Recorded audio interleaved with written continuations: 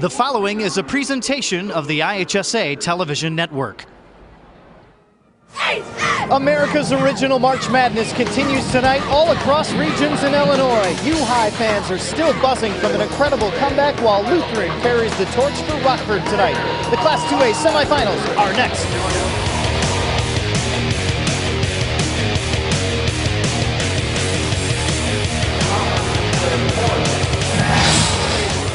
U-High continues its quest to claim its first state title in 17 years, while Rockford Lutheran hopes to reach the title game for the first time in school history.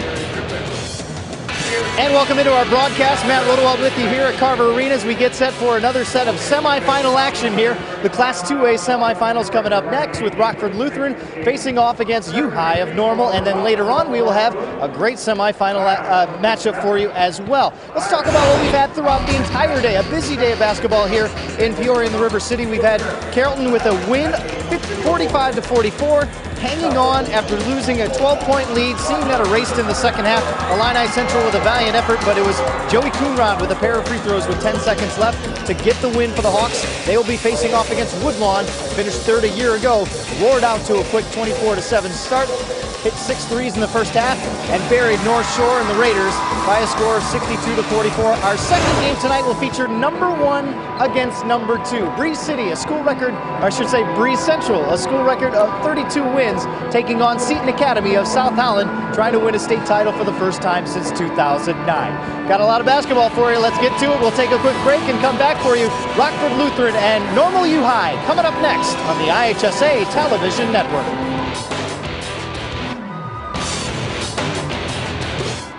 I could be tweeting about the cool video I just saw, but instead, I'm saving the family some money. Have your new driver take our online course. They'll become smarter drivers, and you can save up to 10% on Country Financial Auto Insurance. Well, aced it. Visit simplydrive.com. From the gridiron to the hardwood,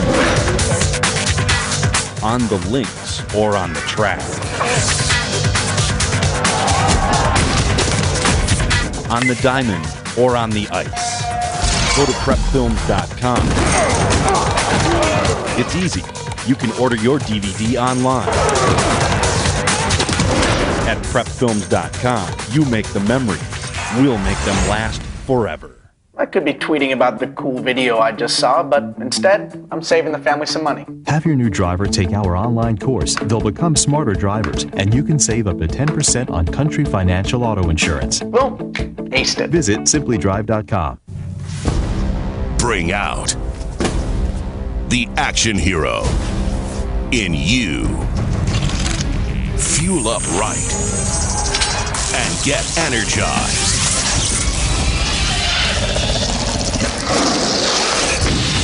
Part of the greatest action movie ever. The first movie that puts you in the action. Show us how you train and eat like an action hero. Join in at actionheroalliance.com.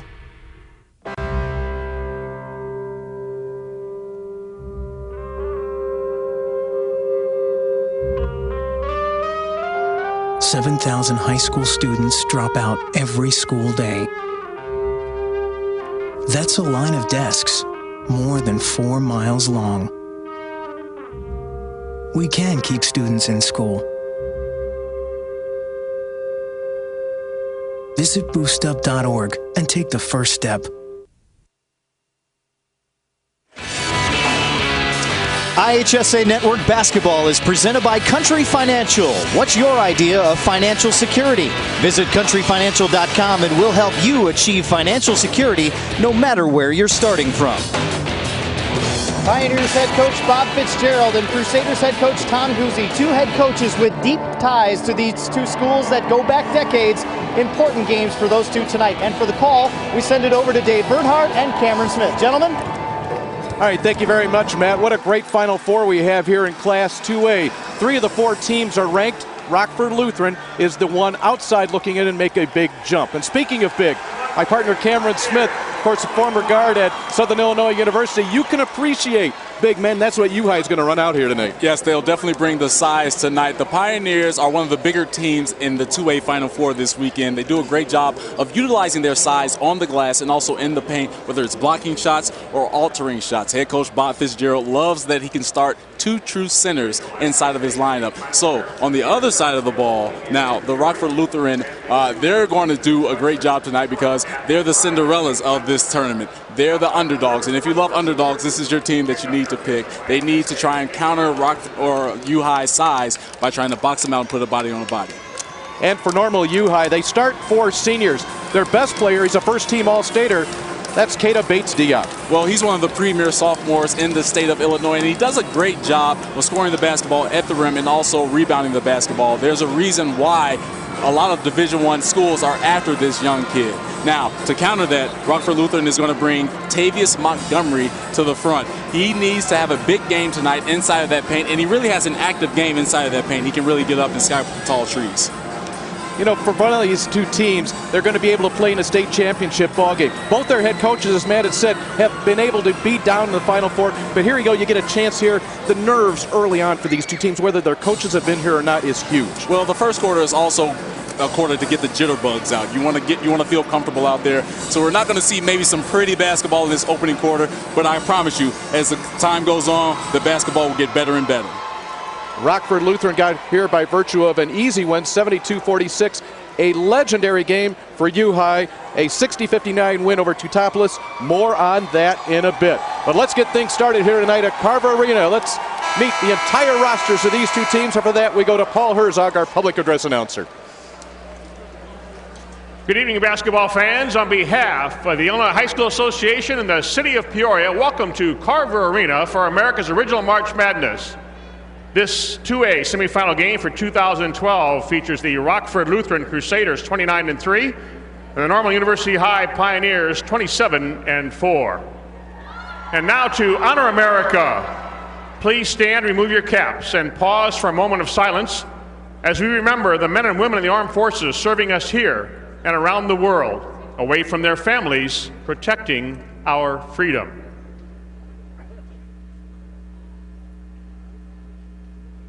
Thank you as we thank them. Now please address the flag with your hand over your heart as William Woodard, a junior at Normal Community High, leads us in the singing of our national anthem.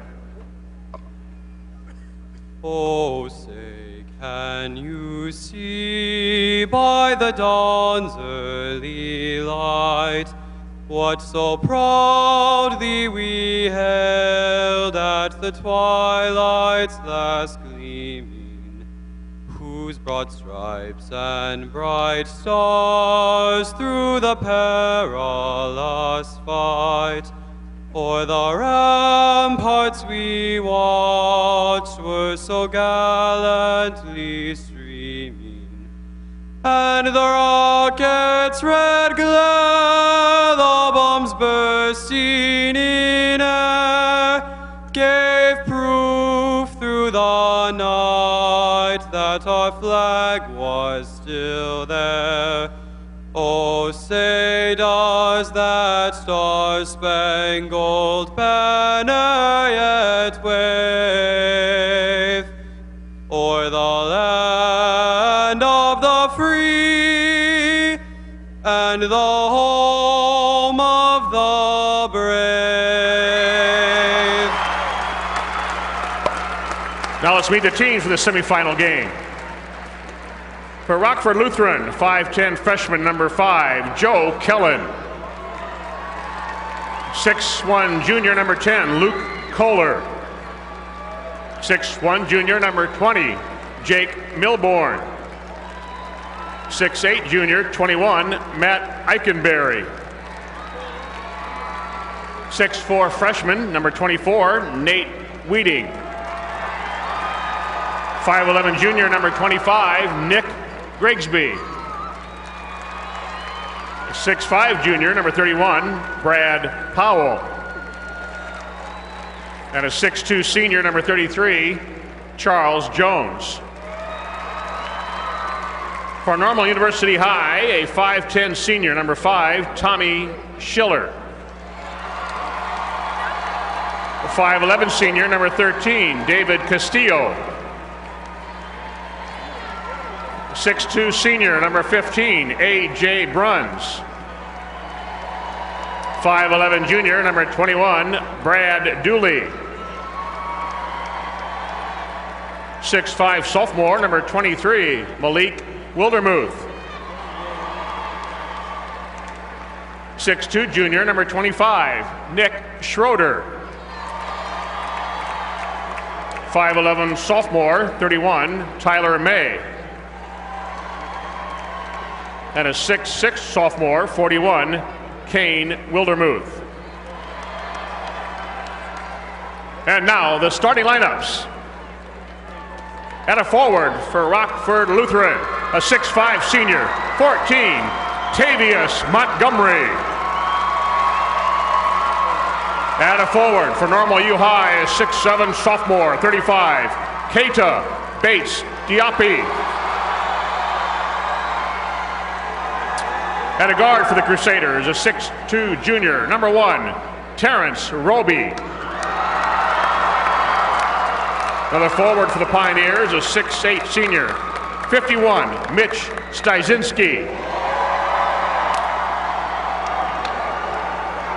Another guard for Rockford Lutheran, a 5'11" senior, 3, Derek Seiler. At center for Normal University High, a 6'8" senior, 55, Brian Agnew. Another guard for the Crusaders, a 6'1" sophomore, 4, Thomas Kopleman. At a guard for the Pioneers, a 5'10" senior, number 11, Kyle Morris.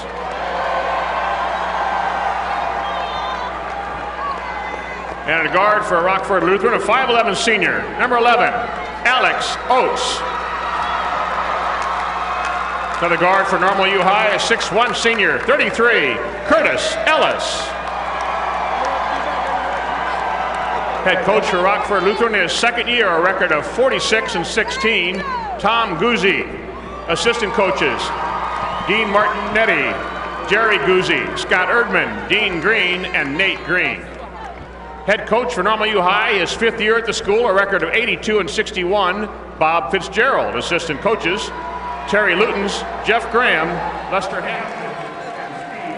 It is time to get things started in Class 2A. Rockford Lutheran, the Crusaders at 29-3, taking on the Pioneers from Normal University High School at 27-4. It's America's original March Madness on IHSA TV.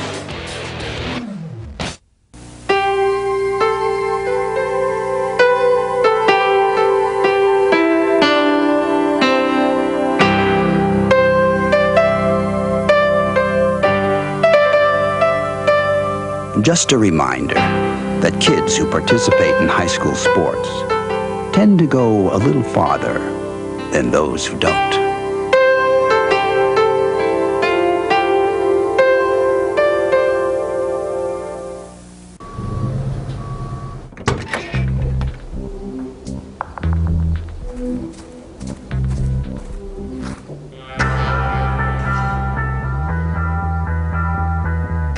When you throw away money on wasted electricity, you're throwing away everything you could have bought with it. Saving energy saves you money. Learn more at energysavers.gov. Bob Fitzgerald, the alum of Normal U High in his fifth season with the Pioneers, 82 wins and 61 losses there. And on the other side, he wears the purple and white of Rockford Lutheran. He wore him as a player. Tom Guzzi, 46 wins in his 2 years. Great to have you with us, along with Matt Rodewald and Cameron Smith. I'm Dave Bernhardt. And Cameron, first of all, a big loss for U High. That's Tommy Schiller, not in the starting lineup, sprained his ankle badly against Teutopolis. In fact, not even dressed. That has a huge impact tonight. Oh, it's going to be very huge because he's a senior and he has a lot of experience. You want an experienced guy to be with you at this part of the season. First throw of the game. Here come the Pioneers. You can see early on, U High wants to force the pace, but here comes Terrence Roby. Well, there's going to be a lot of ugly basketball in this opening quarter. We touched on that earlier, Dave. But these teams are trying to get those jitterbugs out of their system so they can get used to this arena, get used to this backdrop, and also the fans that are around them. Is there a tendency to play a little bit too fast, too early? You know, it is. It is, because you've been anticipating this game for days and days and days. Both of these teams played on Tuesday and won their super sectional games. But Wednesday, Thursday, and finally Friday came, so these guys have been waiting a long time to play. This is Curtis Ellis coming off a huge game against Teutopolis. Ellis with 8 assists in that ball game, and he gets the first 2 points here tonight. Well, it was a nice photo right there by Curtis Ellis attacking the paint and getting something for his team. Tavius Montgomery misses from outside. Ellis on the long bounce.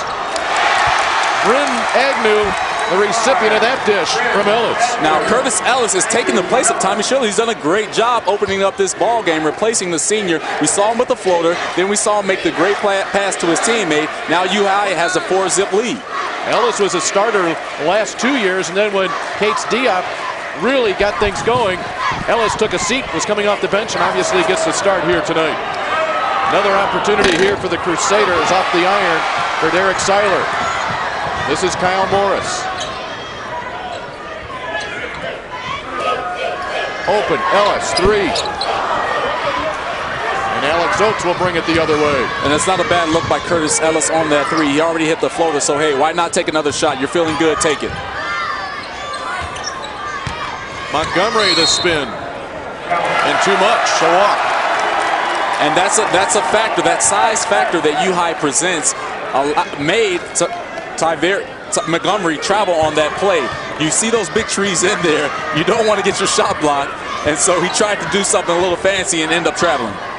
We've played 2 minutes, 3 turnovers for Rockford Lutheran. Cates Diop the miss, block inside, here comes Roby again. And that's Tavius' game inside that paint. He's quick off his feet, and it was a nice block. Trailing on the fast break, Oates misses the 3, and now Bates Diop wants to run. Morris with the pull-up 3. Bates Diop, the follow. There's the big man inserting himself into the ball game. The young gun. And Caden did a great job of just running in transition. He didn't give up. He ran right to the rim. And look at those long arms just coming out of nowhere.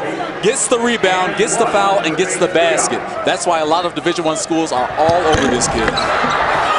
Already, Bates Diop with scholarship offers from DePaul, Purdue, and Northwestern. And they're lining up behind them. All the Big Ten schools have called for this young man. Southeastern Conference schools as well, unable to finish the three-point play. Because they look at his physique, they look at his body and say, hey, this kid's only a sophomore. What is he going to be like when he comes into our program and we can put some meat onto him and add some extra pounds? He's going to be a good one. Rockford Lutheran, their trips down the floor, non-productive. 0 of 3 from the field to go with those 3 turnovers. And this is what Rockford needs to do. They need to get into a set, not jack a lot of shots and play into U-High's game. They need to run their stuff and get something good at the basket. Another perimeter shot, and this one goes down. Counted for Terrence Roby. Well, that was like opening a gift for Terrence Roby and Rockford Lutheran. They've been waiting for a basket, and they finally got it on that 3. That slices the lead in half. 6-3. Only the 7th three-pointer of the year for Roby. Mitch Dazinski will hand it off to Bates Diop. Tough shot blocked by Montgomery. Oates to Montgomery. A 3-on-2. And too much for Derek Seiler. So Rockford Lutheran have been shut out 6-0, and then Terrence Roby stepped up. He says, I'll take the dish. I'll drop it. 6-3. Jane goes to school from 7:45 a.m. to 3 p.m. Then must go to softball practice from 3:45 to 6 p.m., followed by jazz practice from 6:30 to 9 p.m. What are you doing between 3:45 and 9? A recent survey of Fortune 500 executives showed that 95% participated in activities while in high school. So don't just go to school, go beyond with the IHSA. The Illinois High School Association. Challenge yourself.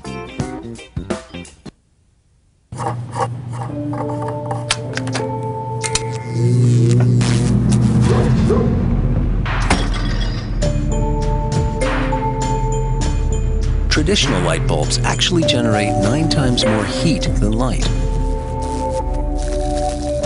Switch to Energy Star light bulbs, and you'll realize just how much cash you were really burning through. Saving energy saves you money. Learn more at EnergySavers.gov. National Association of Realtors presenting our trivia questions here in our Class 2A tournament. Question number 1, how many total inductees from the Illinois High School Association are in the National Federation High School Hall of Fame? We'll have that answer for you in the second half. Your trivia questions by the National Association of Realtors. Dave Verhart along with Cameron Smith courtside. Matt Rodewald in Carver Arena as well. The U-High fans, not a very long trip for them, just coming up 74, I-74 from Normal. Their team has the early three-point lead. Pressure ratcheted up a little bit here. Well, Lutheran is going to stay in this man-to-man, which is a smart move as we see Tavius Montgomery off to the rim. And Oates is hammered on his way to the hole. A 3-on-0 fast break, Alex Oates. Well, getting the hands in the passing lane was Kopelman, and then he gets it over to Tavius Montgomery, who takes a hard foul. But turnovers are going to help Lutheran get back in this ball game, forcing turnovers against U-High. Oates and Montgomery, a couple of very welcome transfers to Rockford Lutheran. They transferred across town from Rockford Boylan. This was a good team already being set in place by head coach Tom Guzzi, and Montgomery and Oates really solidified it. Montgomery, a 65% free throw shooter, splits his pair.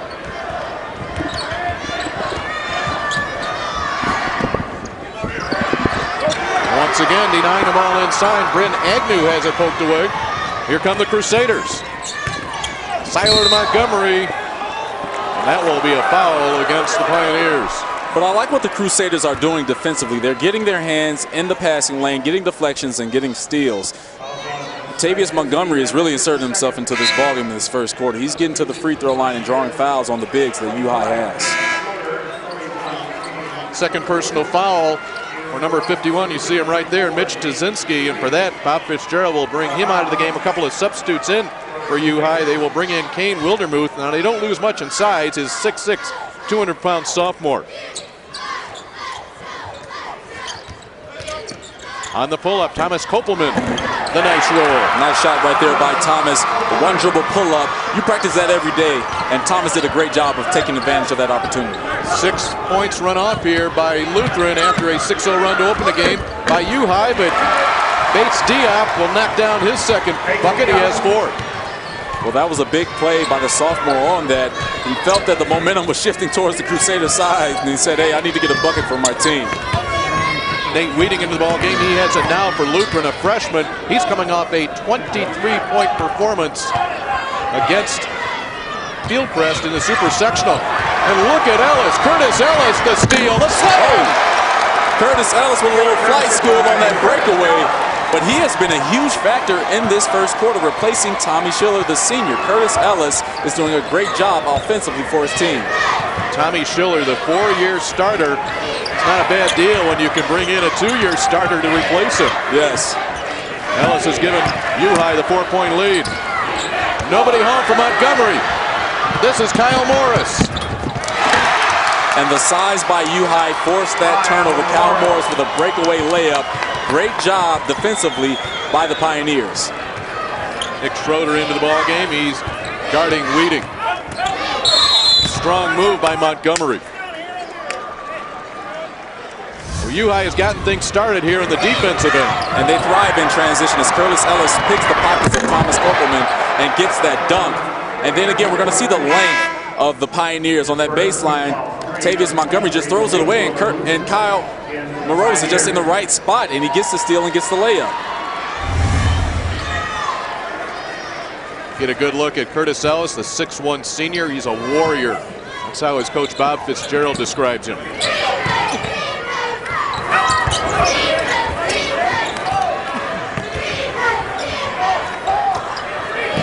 The Wildermuth twins are in the ball game now for U-High. So the bucket goes Roby. Kane Wildermuth, the 6'6 sophomore, had been in moments ago. Now Malik Wildermuth stands 6'5", a 180 sophomore.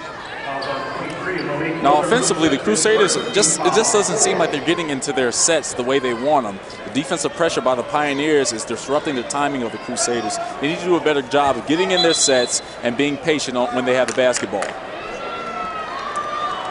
Well, they put Roby at the free throw line as you take a look at Malik Wildermuth. Different hairstyles for the two twins.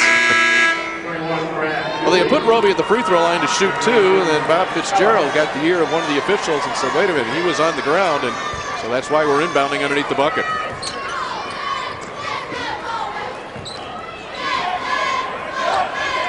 Montgomery with just 1 point, checks in with an average of 16.9. Thomas Kobelman, he has it now. He has just 2 points, averaging 14.7, the 2 leading scorers for Lutheran. Now, I like this possession by the Crusaders because they're patient, they're getting what they want.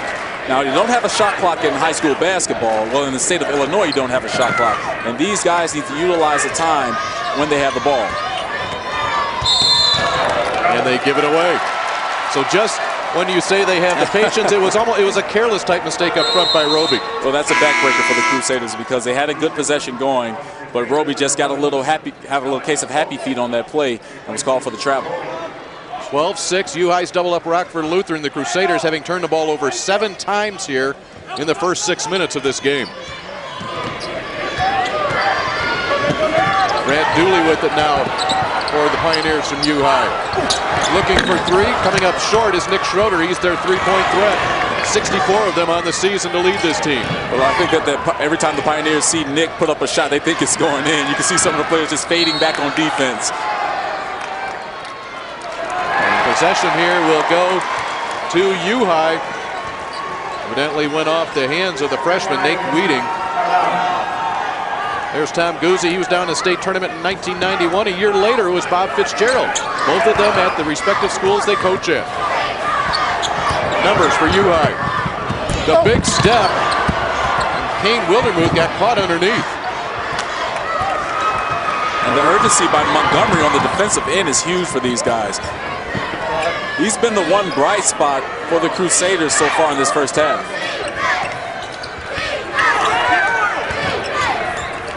Kopelman on the skip. Oates. Too much traffic. Montgomery looks at a 3. And here comes Bates Diop. Crusaders have to be careful. I was going to say the Crusaders have to be careful on these transitions because U-High has the athletes, guys that can cover ground and get to the rim quickly. Bryn Agnew comes back in as Curtis Ellis will join him. Already, U-High has played 9 players here in the first quarter. Well, they come at you at waves, and big waves as well with that height and those tough guards. Turnaround short from Malik Wildermuth. Under a minute here in the first quarter. Eric Seiler fouled by Ellis. Yeah, Eric didn't get to the spot defensively, and the official called him for that blocking foul. That will be the 5th team foul on U-High. And he was just a tad bit slow trying to get to that spot. Call for that blocking foul. He needs to try and stretch his legs out a little bit more to beat the ball handler. Thomas Kopelman knocks it down from about 15 feet out. Lutheran now 3 of 9 from the floor. Now Thomas is very efficient in the mid-range. He can knock those shots down.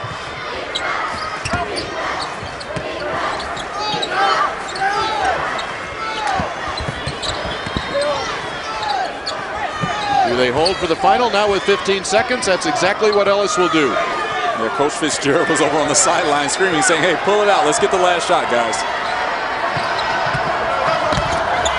Ellis creates, Schroeder 3. Bring it up for the foul.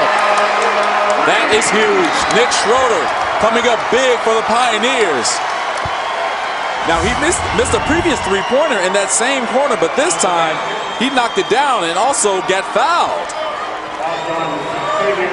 Tavius Montgomery, just not a smart play. You want to close out and chop your feet on shooters. You don't want to lunge at them. At that time, Montgomery lunged at Schroeder. Schroeder picked up the contact and knocked down the 3. That's huge to end this first quarter. Schroeder to the line where he is a 68% free throw shooter. His brother Aaron, his sister Lindsay also played basketball for U-High. And there's the 4-point play. Boy, what a jump and score here in the final 4 seconds. From 12-8 to 16-8. And Schroeder gets the fives all around. Roby will pop. But it's Nick Schroeder that stretches the lead. Schroeder coming off the bench for U High. And the Pioneers have it doubled up on Lutheran.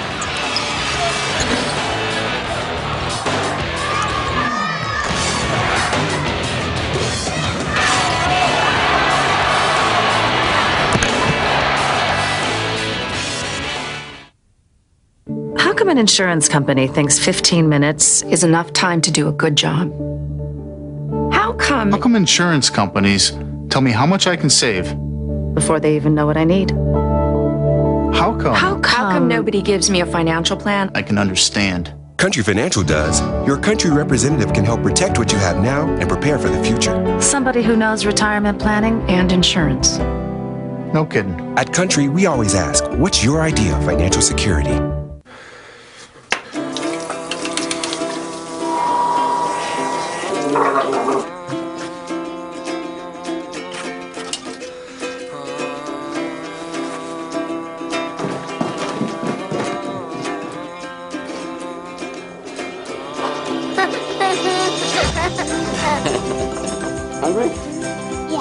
The smallest moments can have the biggest impact on a child's life.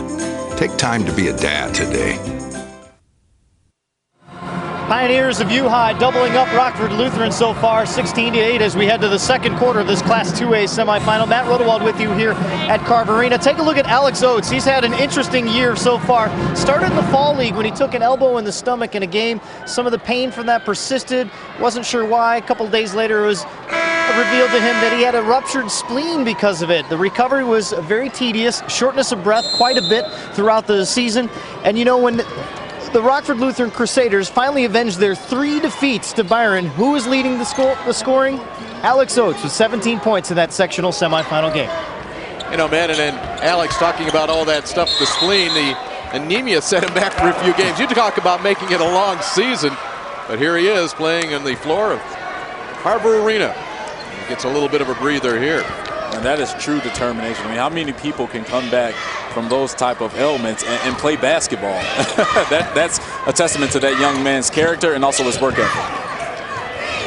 From the outside as Koppelman, no, follow Roby, yes.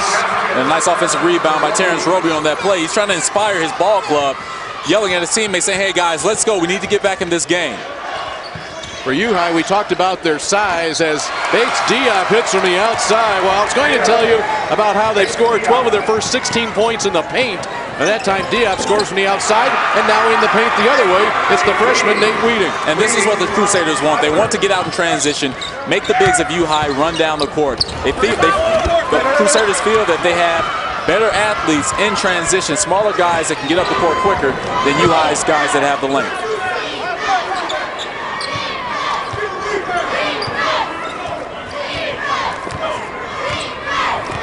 Roby, a 3-sport athlete, football, basketball, and track. Got off to Koppelman, Thomas Koppelman, just a sophomore. And another turnover, that's number 8. Yeah, it was miscommunication between the two Crusaders on that play. But you can't let plays like that happen. You have to be on the same page at this stage of a tournament.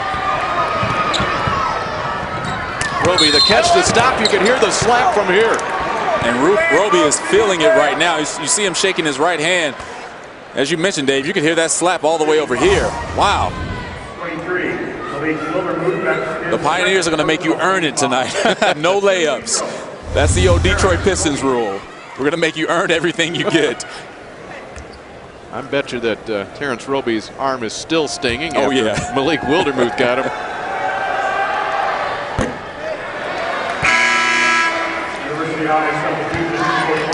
Once again, a couple of reserves coming into the ball game. Checking in, number 41, Kane Wildermuth. Nick Schroeder got a little bit of a breather after he tagged the last 4 points of the first quarter onto the U High scoreboard.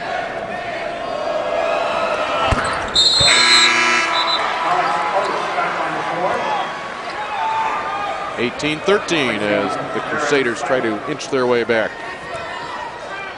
And some full court pressure. And I like this move by the Crusaders. They're going to turn the pressure up, try and make the guards of U-High handle the basketball against some pressure. Bates Diop can't get it to go. The offensive board inside. The putback, Kane Wildermuth. And that's another point inside of the paint for the Pioneers in this first half. Great offensive rebound by Wildermuth.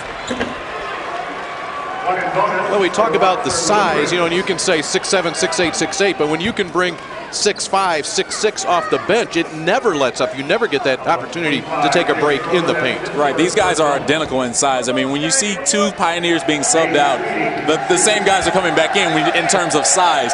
So you're not really getting smaller on the court.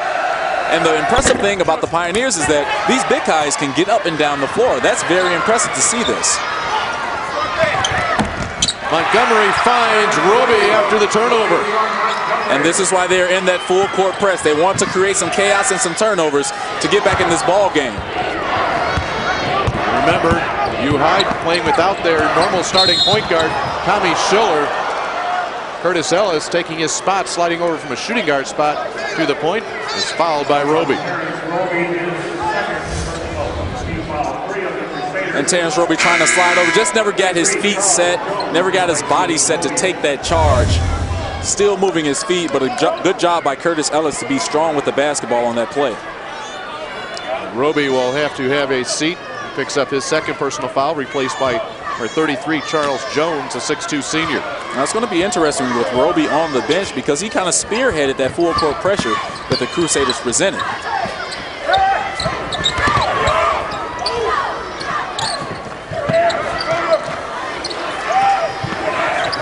Morris to Ellis. A little bit extra pressure here by the Crusaders. Schroeder was feeling it, left it short. Crossover, Oates. Well, Kane Wildermuth got some ball, but there was some skin involved as well. Yeah, he got a little skin on that play, but a smart move by Alex Oates to go into the chest of the defender, not shy away from the contact. And he's getting to the free throw line, but on that last defensive possession for the Crusaders, they were just sending guys everywhere. They were sending traps all over the floor. It didn't matter where the ball was. Oates will get the free throw. Rockford Lutheran just 3 of 6 from a free throw line. That percentage will decline. But they pulled it to a 4-point game. Ellis with it rejected by Kopelman. Whoa. Thomas Kopelman getting up, getting some air on that block. Curtis Ellis thought he had a wide open layup. Thomas Kopelman says, hey, get that out of here. Boy, a 6'1" sophomore with a little bit of a lift there. That is huge, surprising, quick off his feet.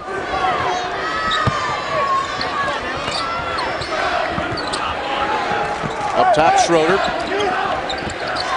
Good defense to deny him the shot. Bates Diop. Ooh, sweet pull-off. He has a smooth touch for a big guy. For a 6'7" guy, he has a great touch, whether it's pulling up or whether it's still stand still shooting the basketball.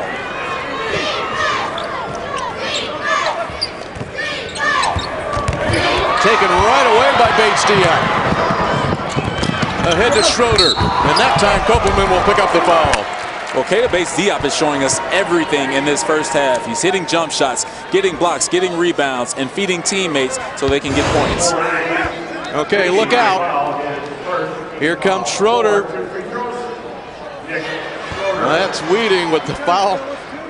And holding steady, our cameraman on that end, Travis Fletcher. He's taking one for the team right there.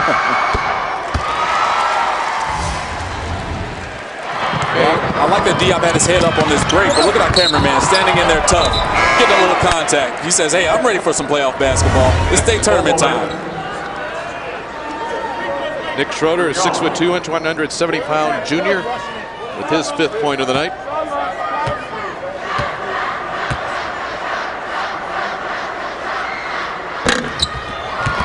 Loose ball. And that's another offensive rebound. They get points off of those rebounds. And there's another one. I think they'll credit Kane Wildermuth with that one. These Pioneers are just relentless on the glass. Now, it's one thing to have size, but it's another thing to be urgent on rebounding the basketball. And the Pioneers have both. Air ball from Oates, and the Pioneers starting to feel it now.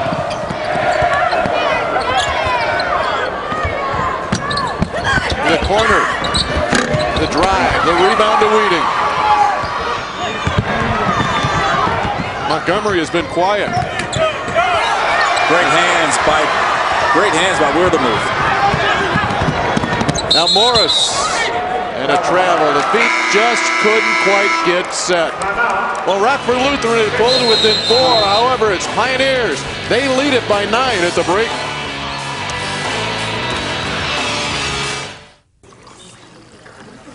Boo! Hey, where are you going? You can't get by me. I'm #1 in this class. I rule this lab. I'm #1. Hey, I don't think so. Yes! Winner! I am a king! Woo! You wouldn't do it there. So, don't do it here. Sportsmanship. It's up to you. What? Jerk. So, what's it gonna be?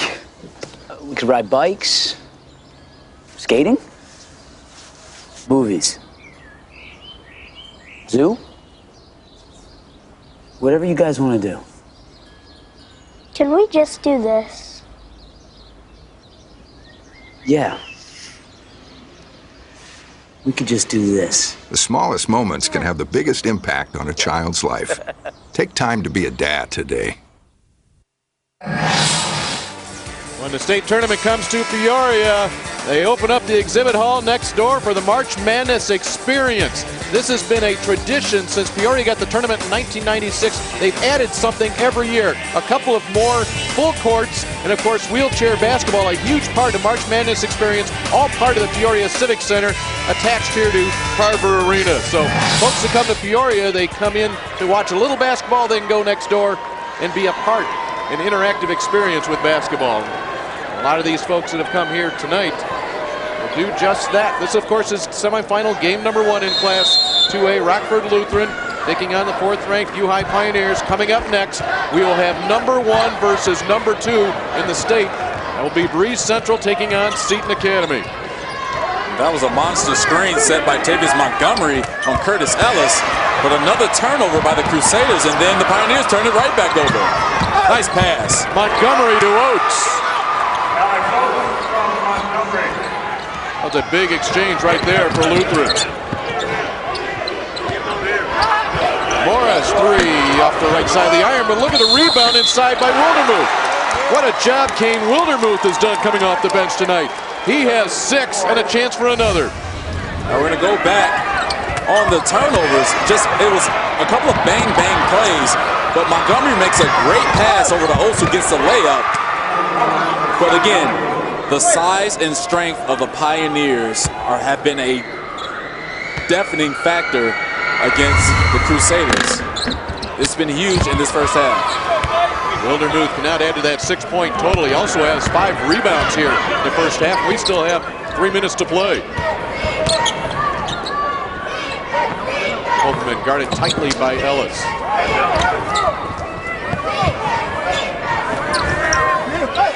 Montgomery this time finds Kopelman. Nice pick by Oates. Weeding for 3. Now numbers. Pioneers have numbers. And we go the other way. Acceleration, Montgomery. Drop for Weeding. Tavius Montgomery has made some great passes in transition to his teammates. He has a pair of eyes on him that maybe similar to Magic Johnson a little bit to finding his teammates. Another turnover. A chance to cut it to 5.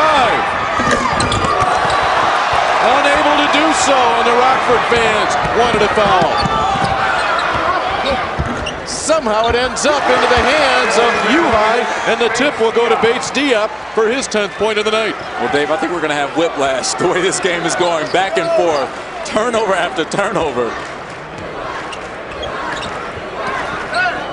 11 turnovers for Rockford Lutheran, 9 for U-High.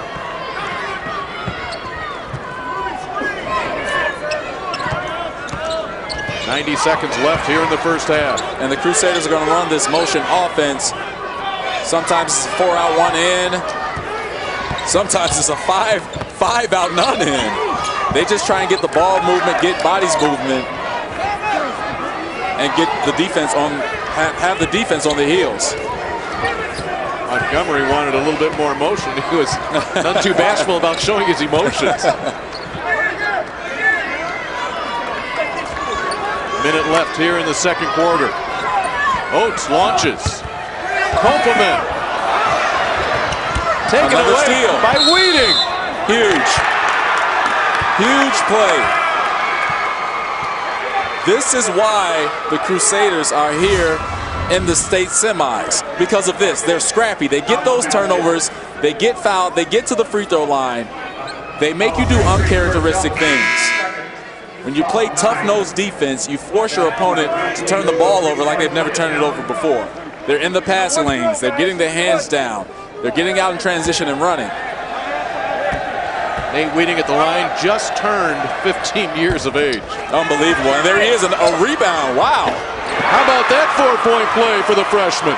He has 8 off the bench. Dave, are you sure he's 15 years old? He's playing like he's about 30. Boy, what a great sequence right there for Rockford Lutheran. And that's what we've seen in the first half. Little 4-point bursts either way.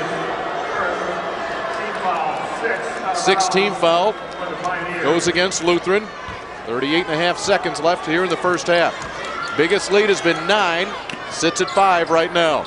A defensive stop for the Crusaders and a basket on their end of the floor will be huge going into halftime. Let's see how this plays out.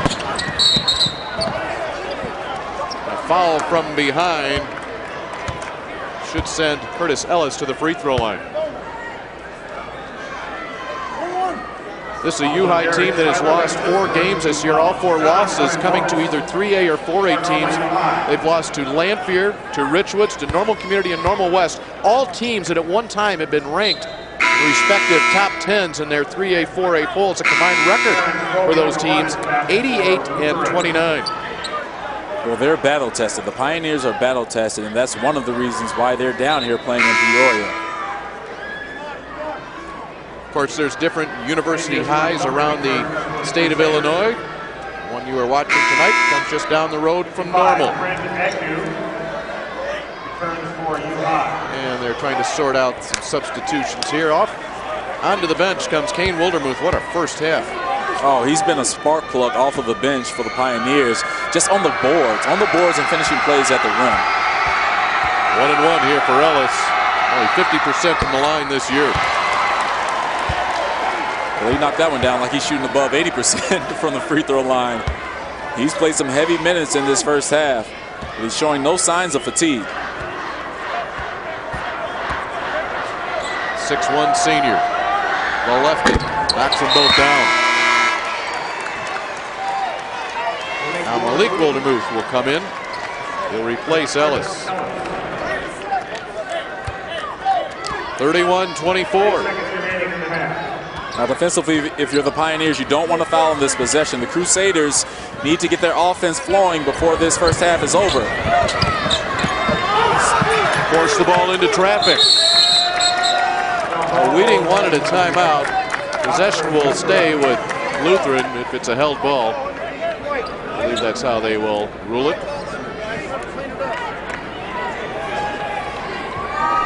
Bob Fitzgerald to send in yet another substitute. A.J.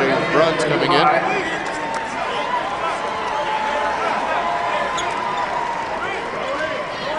Twice Normal U-High have held 9-point leads.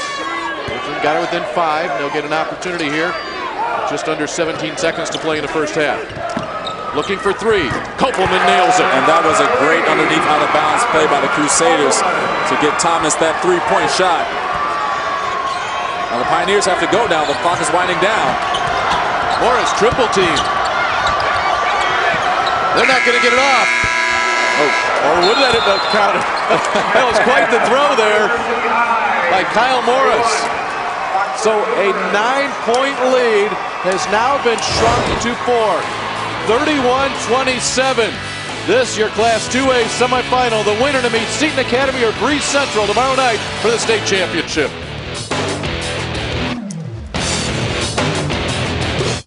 could be tweeting about the cool video I just saw, but instead, I'm saving the family some money. Have your new driver take our online course. They'll become smarter drivers, and you can save up to 10% on Country Financial Auto Insurance. Well, aced it. Visit simplydrive.com.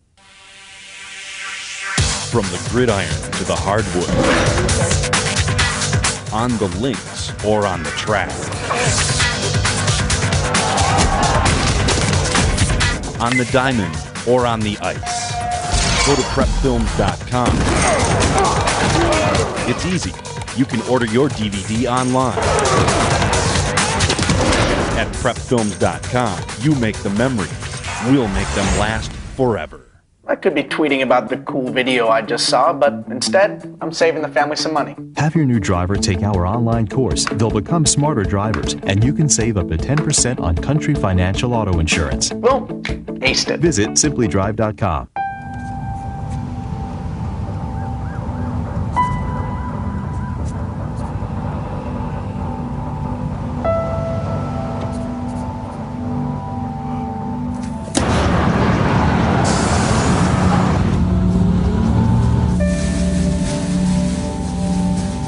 When life's this hard, it's no wonder 7,000 students drop out every school day. Visit boostup.org and help kids in your community stay in school.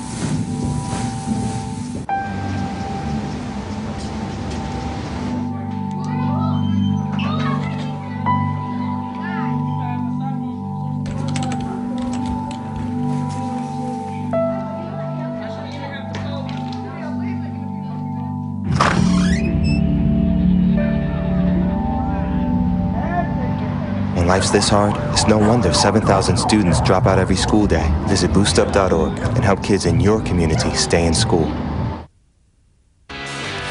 IHSA Network Halftime is presented by Realtor.com. Realtor.com's real estate search app makes researching neighborhoods and finding homes for sale easy.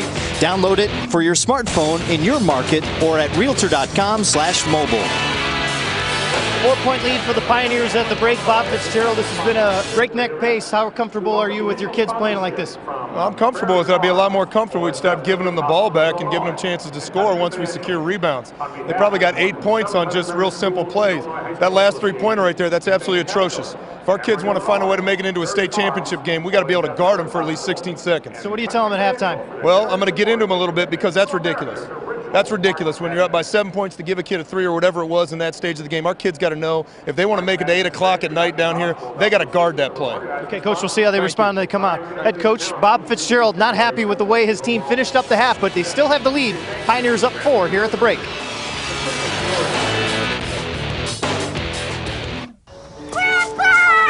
There he is. I love staying here. How long have you lived here? A long time. You know, your mother grew up here. I'm gonna have a house like this when I grow up. I hope so, buddy.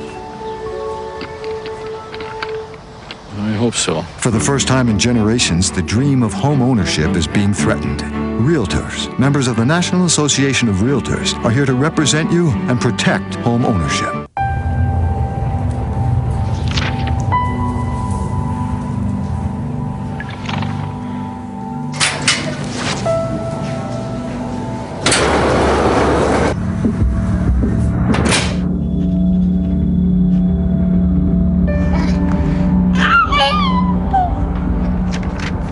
When life's this hard, it's no wonder 7,000 students drop out every school day. Visit boostup.org and help kids in your community stay in school. Hi, my name's CJ. A few years ago, my father became seriously ill. I did what I could do before he passed, but it took its toll. I lost my job, my house. I'm getting back on my feet, but I don't know when there'll be food on the table. How'd I do, CJ? We could be twins. Well, cousins, maybe. Play a role in ending hunger. Visit feedingamerica.org/hunger and find your local food bank. Nice. Yes, go! Yes! No! Come on!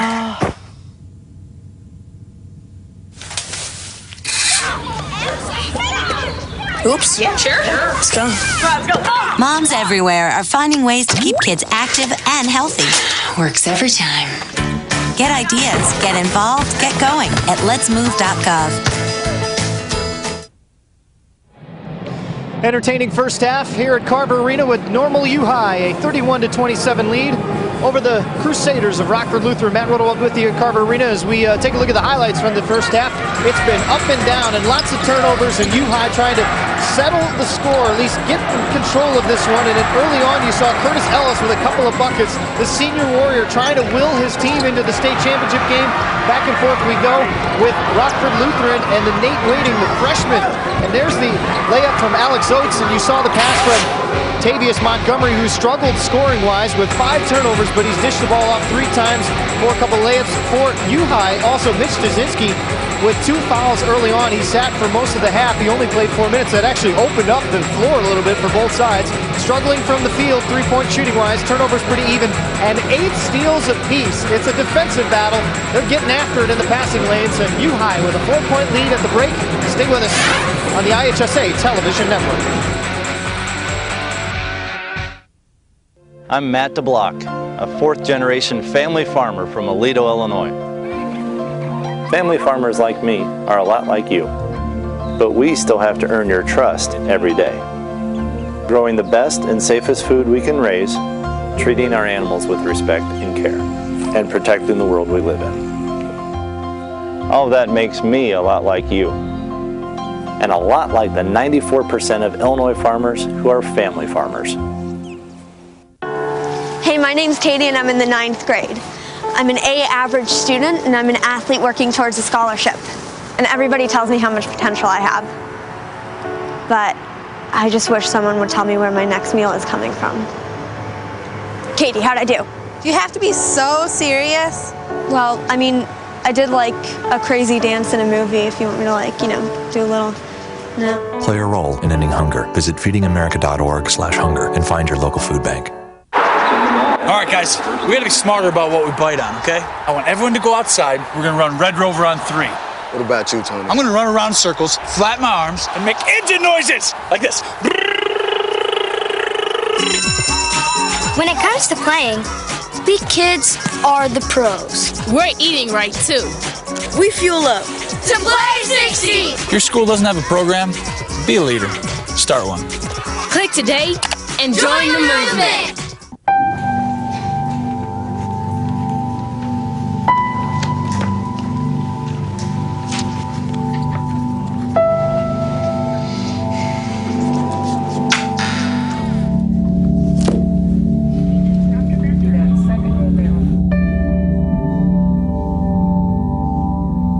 When life's this hard, it's no wonder 7,000 students drop out every school day. Visit boostup.org and help kids in your community stay in school.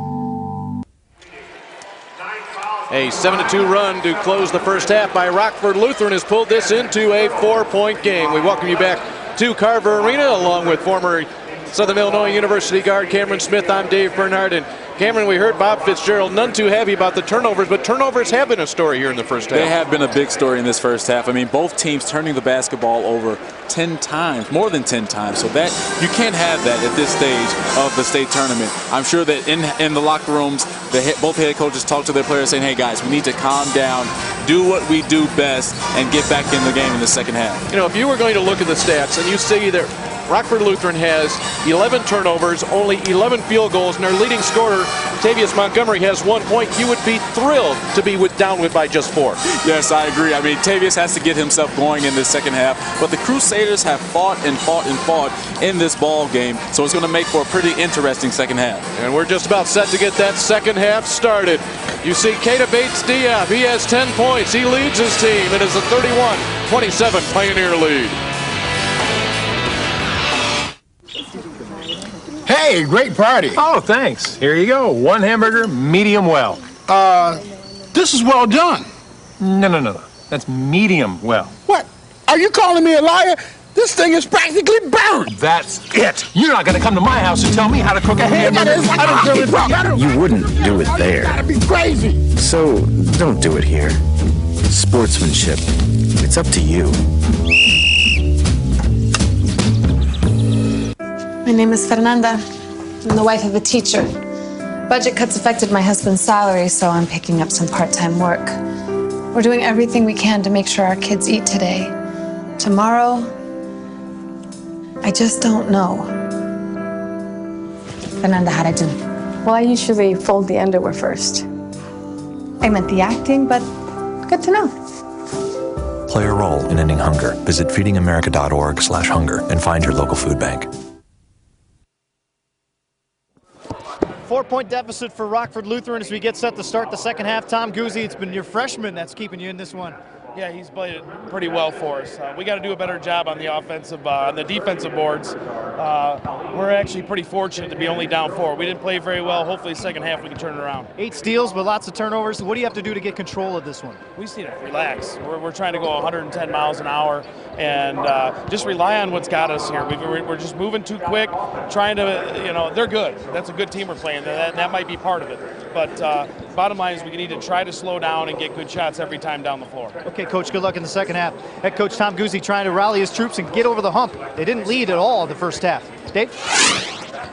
Full day of basketball here at Carver Arena. We got things started at noon today. A 1-point win for Carrollton. The Hawks getting 2 free throws with 10 seconds left by Joey Coonrod for the win.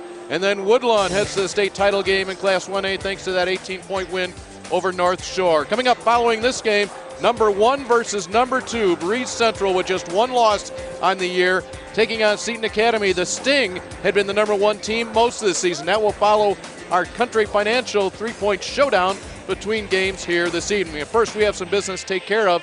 U-High, the 31-27 lead. And it's interesting, Cameron, neither coach too happy about how his team has played here in the first half. And I thought the pace was very quick early, maybe a bit too quick for these two teams. But they are quick teams. Right, they are quick teams and they thrive in transition, but you want to get into your sets. You want to get something going, some kind of flow offensively. These guys are just going back and forth, throwing the ball all over the court, and that resulted in turnovers and points off turnovers for both of these teams. Teams all season long have had to battle the height of U-High. I mean, that's just what it's been, whether they play a 3A school, a 4A school. Rockford Lutheran, we saw early on, they struggled with that. Did you see anything late in the half that maybe say, okay, now we're kind of used to what we're facing? Yeah, the Crusaders started to put a body on a body, and that's how you negate that size and that length and that athleticism. You want to put body on bodies to box out and get those rebounds, and they did a better job of that in the second quarter. Pioneers to get the ball to start. And speaking of start, Nick Schroeder, who came off the bench, he had a crucial 4-point play to close out the first quarter. He gets the call here to start the second half. Roby with the diving attempt.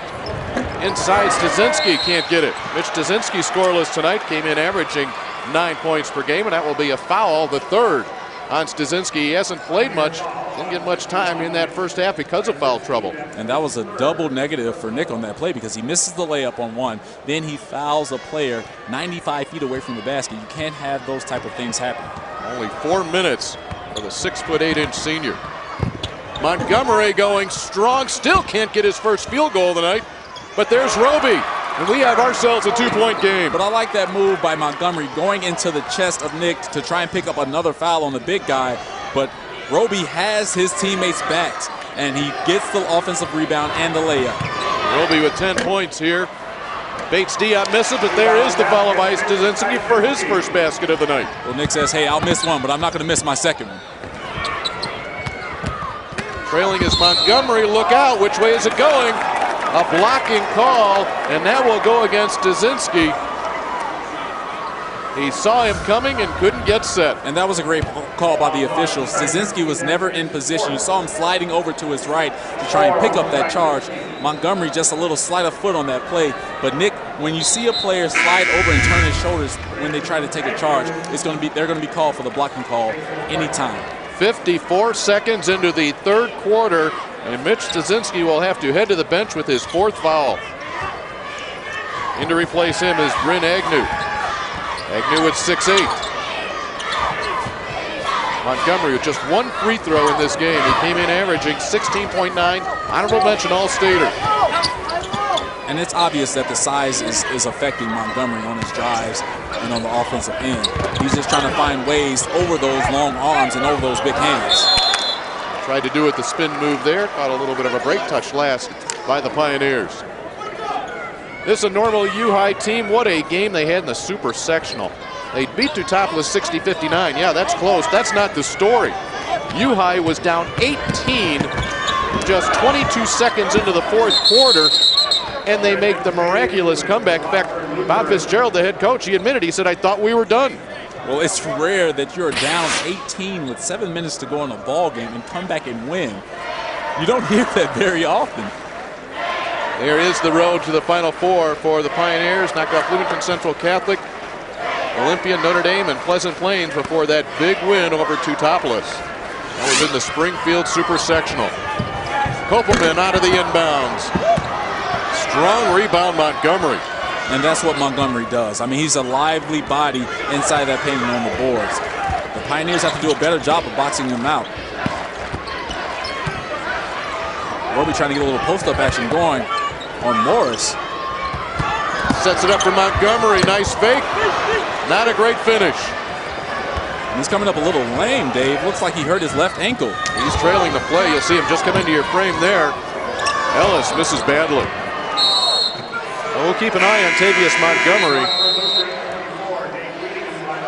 He may be coming out. Nate Weeding coming in. Montgomery, see that slight limp there. In fact, he looked back at his coach, Tom Guzzi, when he heard the horn and said, no, I'm okay. I'm not so sure. Well, if you're a Crusader fan, you're holding your breath right now because you're hoping that Montgomery's ankle is going to be strong enough for him to finish out this game.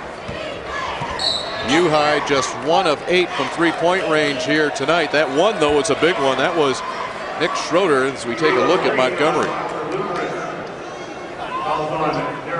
But for as fast as this pace has been, they do not have a lot of points on the board.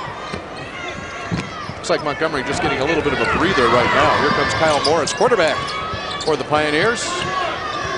And a lot of these kids on this floor are 2- and 3-sport athletes. That is huge. These guys are true athletes. Offensive foul on Kane Wildermuth. That's his third. Here's Montgomery. See how he comes down.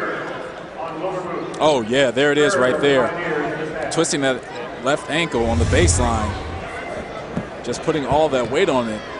But if you're a basketball player, you sprain your ankles all the time. You just have to tie your shoes up a little tighter and get your legs moving, get your legs running so you get some blood circulating through that ankle. Speaking of sprained ankles, that's why Tommy Schiller, 4-year starting guard for Normal U-High, on the bench tonight in street clothes, had suffered a high ankle sprain. That was in the second quarter of that super sectional against Teutopolis on Tuesday. They were able to survive without him thanks to that comeback down by 18 in the fourth quarter. There is Tommy Schiller. He's the third straight Schiller brother to start at point guard for the Pioneers. Previously, Peter and EJ from 2006 to 2010 took care of that position. I'm not sure what U-High is going to do when there's no Schiller manning the point next year. Well, the Schillers have great genes to have 3 boys starting at point guard. Roby saves it. Montgomery, Seiler to Kopelman for 3. These bodies are flying all over the place. Curtis Ellis in the open court. Boy, Ellis was taking it through about 3 white jerseys, poking and hacking and grabbing, and he will get 2 free throws. And he does a great job of running through both defenders, and he saw he cuffed the ball. That's a smart move. When you cuff the basketball like that, it doesn't allow defenders to smack it out of your hand.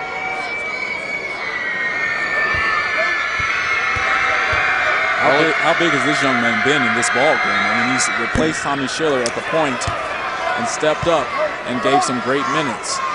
You know, it's one thing for him to have been a starter the last 2 years. He accepts his role coming off the bench with the emergence of Keita Bates-Diop. But then when the lights shine the brightest, he has really stepped up. But he misses 2 free throws there. And that's the epitome of a teammate. He never complained about going to the bench. When his time came again for him to start and step into the spotlight, he took advantage of it. Back flat out, Bob Fitzgerald said he won the super sectional for us thanks to those 8 assists and stepping in for Schiller. Here's Roby, and he is fouled on the way to the hole. Terrence Roby with 10 points. He leads his team in scoring here tonight. He's the 3rd leading scorer on the season for the Crusaders. And I want to see more drives from Roby like that we saw in the replay. He's 6'2", 185 pounds. He can get to the basket anytime he wants. But again, those trees are waiting for him when he tries to get closer to the rim. The number one for the number one, Terrence Roby. Ellis finds Schroeder. He likes it. Rebound to Kopelman. Nice pass. But unable to do anything with it. However, Rockford Lutheran, who had trailed by 9 at one point, have made it a 3-point game. How come nobody told me about all the hidden costs Of cheap insurance.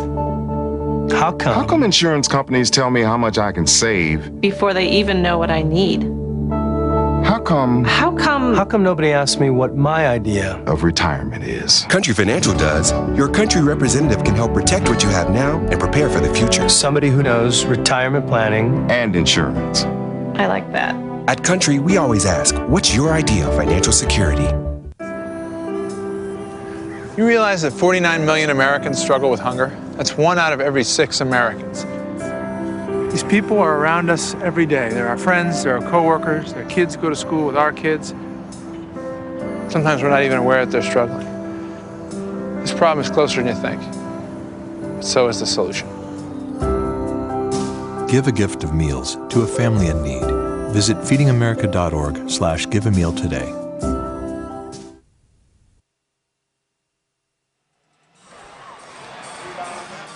Here is your Realtor.com trivia question of the night. How many total inductees from the Illinois High School Association are in the National Federation High School Hall of Fame? Impressive answer. 23 IHSA student athletes, coaches, officials, and administrators have been inducted into the NFHS Hall of Fame. Your trivia questions in all of our 2A games brought to you by Realtor.com. There's Kata Bates-Diop, quiet here in the second half. I know we've only played, 3 minutes and 13 seconds. He had 10 first half points. He got a lot of touches. That's not happening here early. Well, both players from both teams are really quiet in the second half. Both are 1 for 5. Each team is shooting the basketball in the second half. Quick horn, and we will inbound the ball once again. It's Tom Guzzi. You know, Tom came down here in 1991 and for Rockford Lutheran, and he talked about how structured everything was for him. You know, the meals, we had to eat at this time, we had to do this. He didn't want that. He said his team came out very tight. They lost their first game. We were just too tight of all the structure. He just wanted this experience to be more relaxed and more like a normal game day. And you feel more confident in your players when you feel that they're relaxed and they're not uptight. If you're uptight coming into a ball game, you're going to play tight. Morris was waiting for the cut from Agnew. It never happened. Winner of this ball game to move into the state title game tomorrow night, who will be against Breeze Central or Seton Academy. Central ranked number 1 in the final poll. Seton Academy number 2. They had held the number 1 spot most of the year. That's coming up next. A couple of chances inside for the Crusaders, and they will get the ball back. And I like the offensive game plan in the second half for the Crusaders. They're starting to post up Terrence Roby on the blocks because he has a size advantage. Again, he's 6'2", 185 pounds. Coach Guzzi wants to utilize his size and allow him to get baskets at the rim.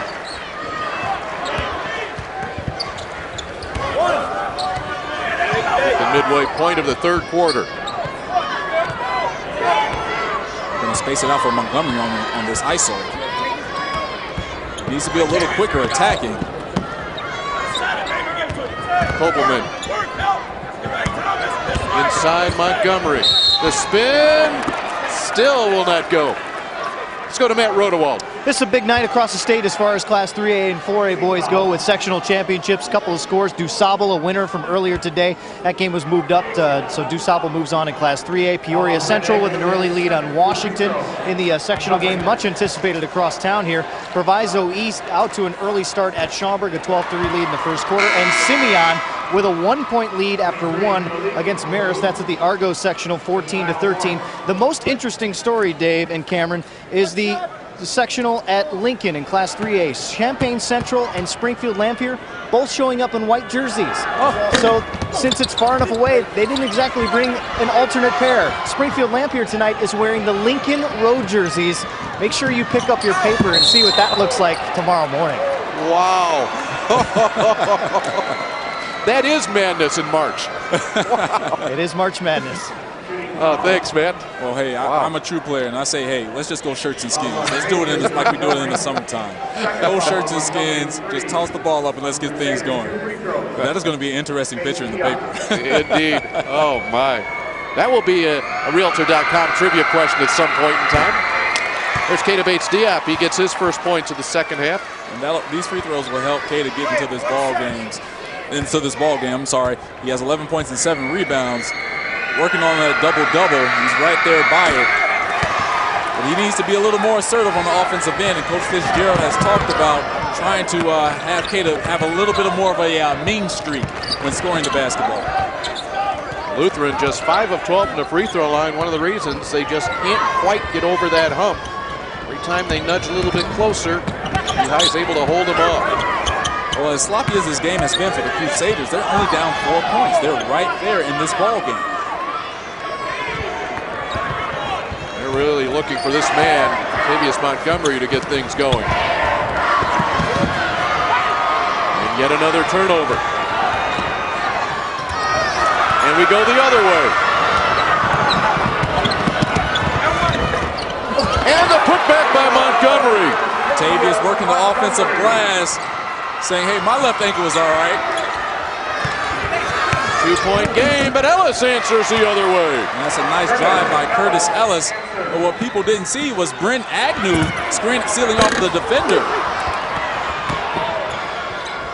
Kopelman misses from 3. Bates-Diop right in Montgomery's face. The whistle, the push, and they are looking at Malik Wildermuth.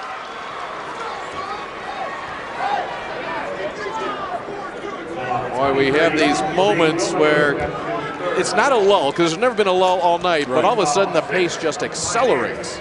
Because these guys are getting out of transition, and they're starting to finish these layups and these shots at the rim. The first half, we didn't see too many finishes, but these guys have settled down a little bit. The second half is in. They feel more comfortable on this floor. 37-33, coming up on 2 minutes to play here in the third quarter. This is semifinal game number 1 in Class 2A. Montgomery with the left hand. Roby there, he is so quick. Roby has been in the right places at the right time for the Crusaders, with another turnover by Rockford Lutheran.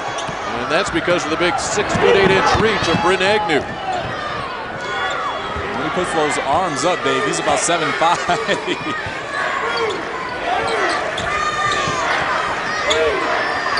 And Brent Agnew is calling for the basketball. Step Bates-Diop.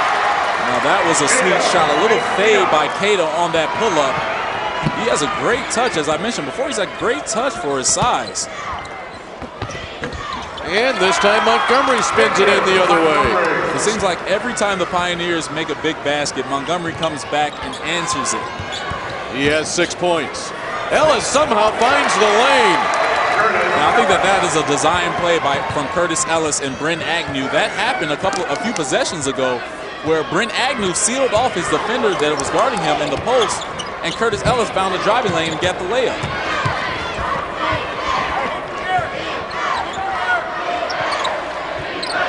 Six-point difference. Kopelman looking to get out of the scoring blocks. Nice catch. What a catch by Montgomery. Oh, man. I think everybody in Carver Arena thought that Kopelman was going to take it to the rack. But that catch, and he gets fouled. Now, if you're the Pioneers, why foul in that spot? Just put your arms up. Make Montgomery score over the top of you. 65% free throw shooter. Montgomery with his 7th point tonight. Roby with the 11 to lead the Crusaders. On the other side, Keita Bates-Diop with 14, Kurt Ellis with 10. Montgomery is giving it his all, as you see him just hunched over, trying to find some kind of air to get into his system. But the Crusaders need some more players to step up for them offensively. It's just only been Terrence Roby, and it's only been Tavius Montgomery. They need some other guys to contribute. Turnaround from Agnew. He has 4 points. Tough turnaround by Brent Agnew with arms on his arms, finishing that play. Alex Oates. He's been quiet here in the second half. Montgomery looks on Wildemuth. Finds the glass. That's just a man's strength on that play. A little Charles Barkley, back down, and then go up and score. Ellis will get it off. It will be well short, and we will head to the fourth quarter. Lutheran has been down by as much as 9. They have closed it within 2 here in the third quarter. They'll head to the final 8. Normal University High School 43, Rockford Lutheran 38.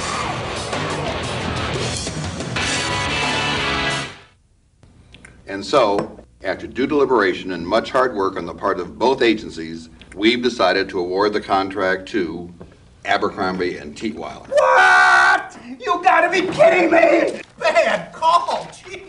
This is pathetic! Those ads went out with dancing cigarettes. What are you blind? What are you deaf? What are you out of your mind? Fixed.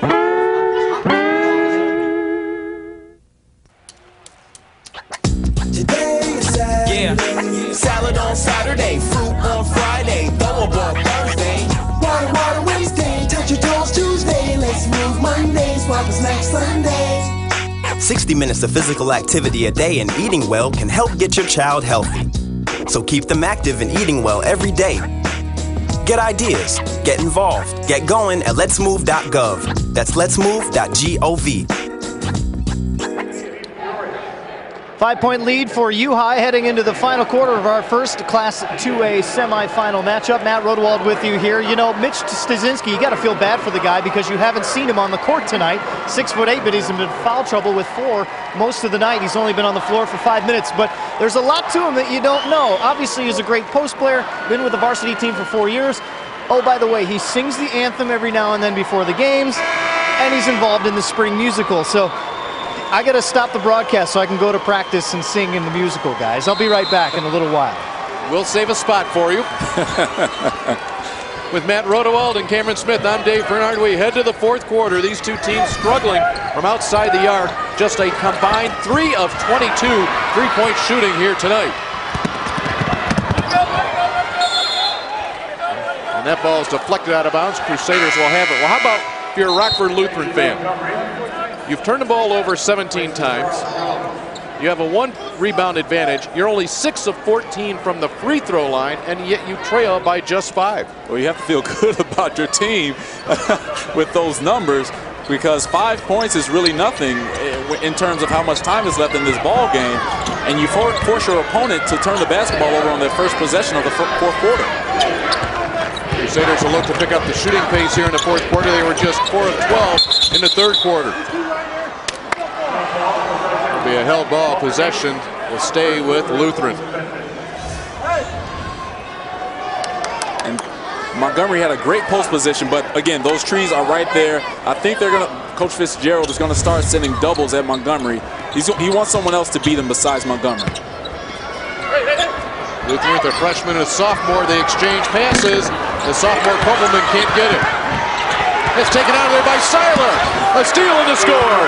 Welcome to the ball game, Derek Seiler. That was a big steal and layup for that guy.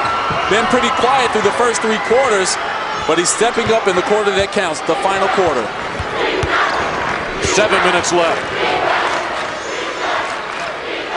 Up top to Bates Diop. Tough matchup for Oates. And here comes Lutheran. Nice pass. Kopelman. It's a 1-point game. The Crusaders have the momentum. Their crowd is into this game. They're down 1. They are feeling it right now.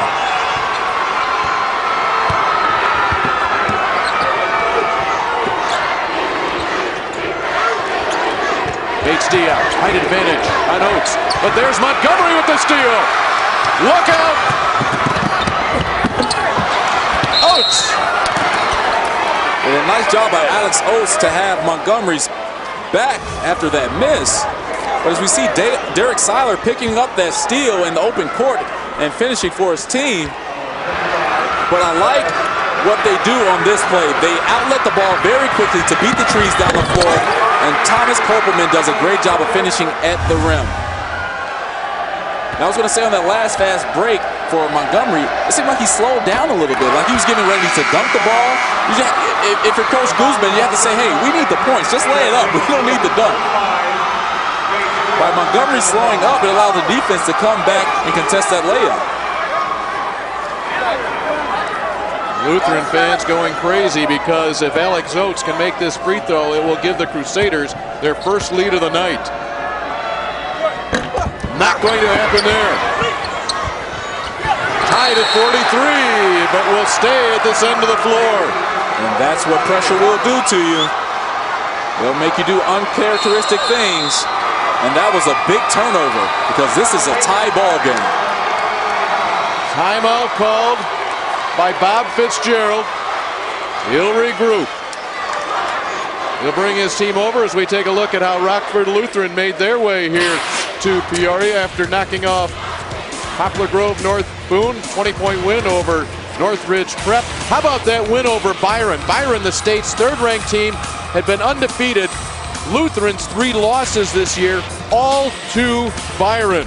Then a win over my partner's alma mater, Gordon Tech, 56-53, and a big win over Fieldcrest, 72-46, and what Coach Tom Guzzi said was their best game of the year. Well, Coach Guzzi has done a great job of preparing these kids all season for moments, and in the Super Sectional, they did a great job of seizing the moment. They did a great job of getting their win in that ball game, but against Byron, they lost to them 3 times. Now, it's tough to beat the same team twice or maybe a third time, but to play a team for a 4th time and beat them is huge.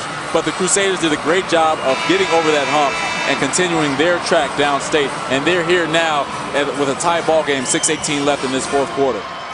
Let's check in with Matt Rodewald. Interesting timeout, gentlemen. Listening to Bob Fitzgerald, you think rant and rave when you see a comeback like that? Nope, he resets the guys and says, gentlemen, it's a 6-minute game. It's tied. We'll start over right here. And we'll see how they change their attitude. That Mitch Straczynski just came back in with 4 fouls. It's clear they're going to try and work on him on the offensive end to try and get him involved and see if they can cause a matchup problem. Turnover by Lutheran right out of that timeout. 6:13 left. And if you're a head coach, you hate those kind of turnovers out of timeouts. You cannot just have those, especially in this 4th quarter. Ellis to pull up. Nice shot. Nice shot by Curtis Ellis. And UI will take the 2-point lead on Ellis's 12th point of the night. You get the feeling that Curtis is the glue for the Pioneers. I mean, he just does everything that they need, whether it's defensively or scoring baskets. Roby off balance. Big rebound from Malik Wildermuth. Schroeder thought about it. Morris will launch it. How about that? That is huge. A big 5-0 run by the Pioneers. That'll give them some breathing room in this 4th quarter. Ellis and Morris. And it will be Curtis Ellis to be charged with a foul, his 3rd. But in transition again, Morris just finds his spot, runs his lane. His teammate finds him, and he knocks down that 3. That's the 9th foul here in the half on Normal U-High. Roby at the free throw line, a 1-and-1. He's 2 of 4 from the line tonight. Used every bit of the rim on that one. He has 12 points. Yeah, he got a lot of love from that rim on the free throw.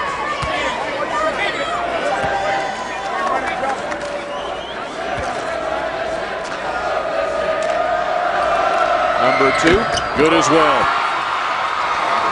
That stops that quick 5-0 run. Makes it a 3-point game, 48-45. U-High on top of Rockford Lutheran. Now U-High has to be careful in his possession. Sure, Coach Fitzgerald has a set for these guys, but they must take care of the basketball. Nice pump fake from Ellis. A tie-up possession will go with U-High. A good one here in Class 2A. Just 4:57 remains with a 3-point U-High lead. How come insurance companies tell me I can save like 40%? Before they even know what I need. How come my company never asked me? My idea of financial security. How come nobody gives me a financial plan? I can understand. Country Financial does. Your country representative can help protect what you have now and prepare for the future. Somebody who knows retirement planning and insurance. Yeah. At Country, we always ask, what's your idea of financial security? My name's Reggie. Just recently, my wife and I took in her sister's children. And we already had 4, so I went from becoming a family man to a man with a bigger family. Now, you can't eat love, so I don't know how I'm gonna feed them tonight. How was that, Rich? I think I look more like Denzel. That's cold, man. Play a role in ending hunger. Visit feedingamerica.org/hunger and find your local food bank. At school, it's been crazy. It's been insane. Everybody's been hyped up. Everybody's congratulating us on the wins, and it's been a real good experience. Tavius Montgomery speaking of what it's like at Rockford Lutheran High School, but that's the way it is when you get here to the Final Four. Every high school all pumped up. Speaking of pumped up, we're right next to the U-High bench, and Cameron, that was a very interesting dynamic that was happening here during this timeout. Yes, Tommy Schiller got off of his seat, and as the U-High players were on the bench, Tommy Schiller inserted himself and was the head coach. He was saying, hey guys, we have to move more offensively. Cut off screens hard, stop standing. We have to have more flow offensively. We'll see what they do coming out of the timeout. Remember, Rockford Lutheran, the last time we had a break, they turned it over after the timeout.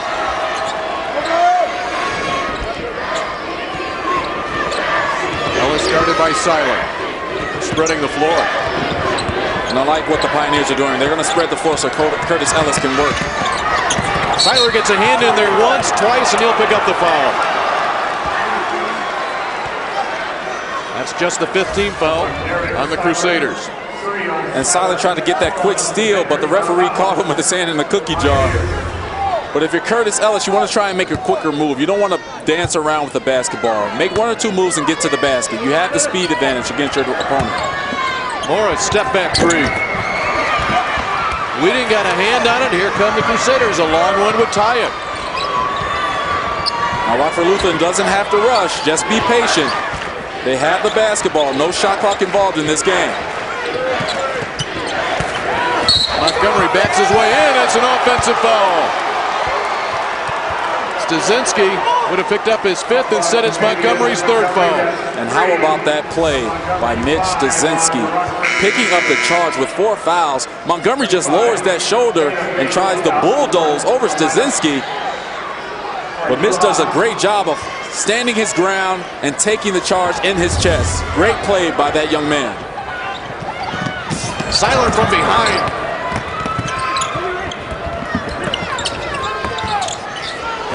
Ellis wants to bring it out. Boy, look at Rockford Lutheran with their pressure. They're just trapping all over the floor. It doesn't matter if they're out of position. They're trying to create a turnover. Double up on Bates Diop. Wildermuth finds Stasinski. Nice pass. And that's back-to-back plays by Mitch Stasinski. He picks up the charge on the defensive end and then gets the basket on the offensive end. Another good catch for Montgomery, but he can't get it to go, and he just may have picked up his 4th foul. Malik Wildermuth with the sweet dish right there. And that was a laser pass to his teammate, but it's smart because he understood how far away from the rim he was, so he had to put a little extra strength on it to make sure that ball got to Mitch Stasinski. Tom Guzzi will take a timeout. Each team with 2 timeouts remaining. Now here in the state finals, teams get 3 timeouts. There's no 30-second timeouts. You have your media timeouts that come in each quarter, so you have to use your timeouts at just the right moment. It's a whole different mindset for these coaches when they get to Peoria. Yes, it allows you time to strategize and plan and set up plays that you want. They have to make sure that, hey, we're not wasting timeouts, because that's not what you want to do in this 4th quarter. There's 3:39 left. These coaches are strategizing, going over their plans. Both teams have 2 timeouts, and you don't want to put yourself in a tough position, getting trapped maybe on the sideline or at half court or on the baseline.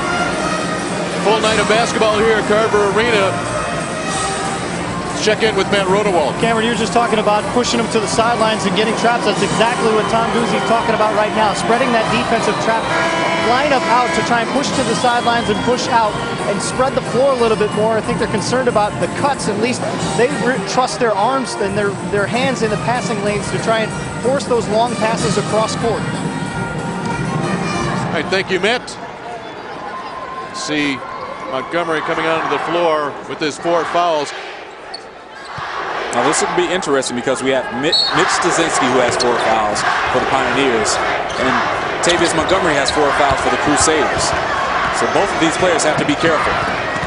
Ellis creates to Stasinski. Curtis Ellis is a game changer. Beats the pressure defense with the dribble and then finds a cutting Mitch Stasinski for a layup. Huge play. We were tied just moments ago. The lead has jumped to 7, 52-45. Approaching 3 minutes left. The winner to play in a state title game tomorrow night against either Breeze Central or Seton Academy. That game coming up next, following our Country Financial 3-point showdown between games. And it looks like the Crusaders are trying to get that ball into Montgomery, but the Pioneers are doing a great job in post defense. Here it is, 4 fouls on 4 fouls. Stasinski the block. Huge. Here's Ellis the other way. Seiler gets his hands in there. What a difference maker that Curtis Ellis has been, but what a play here by Stasinski. So now you see Montgomery, he can't see. Mitch Stasinski is straight up, has his arms up, and when Montgomery turns to go for a layup, he doesn't even know where he was. He didn't even know where he was. He was behind the rim. How about the basketball IQ for Curtis Ellis on that last transition play to find a cutting Mitch Stasinski? Huge play by that guy. Stepping in for the senior Tommy Schiller. Ellis with 12 points tonight. He's given the ball up a few times as well, and he crawls that first one in. And if you're going to advance in state tournament play, you need a guard like Curtis Ellis, a guy that can handle the ball, find teammates, get down and guard your opponent's best player. And now down by 8, time starting to run short for Lutheran. They had this game tied at 43. Rockford Lutheran has gone over 4 minutes without a field goal. They need one badly here. Clock will stop with 2:28, and they will head to the line to shoot 2. And it's a good shot fake by Derek Seiler, putting himself to the free throw line. But he needs both of these free throws. Seiler just 55% from the line this year, however. First time tonight.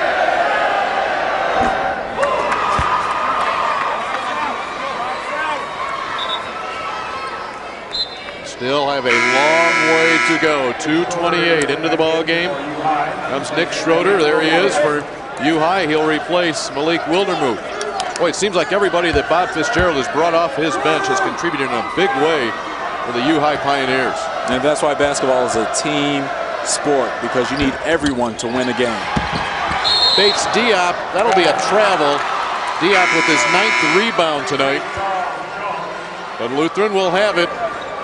Down 7. They try to get Malik Wildermuth into the ball game, just beat it. He'll replace Schroeder.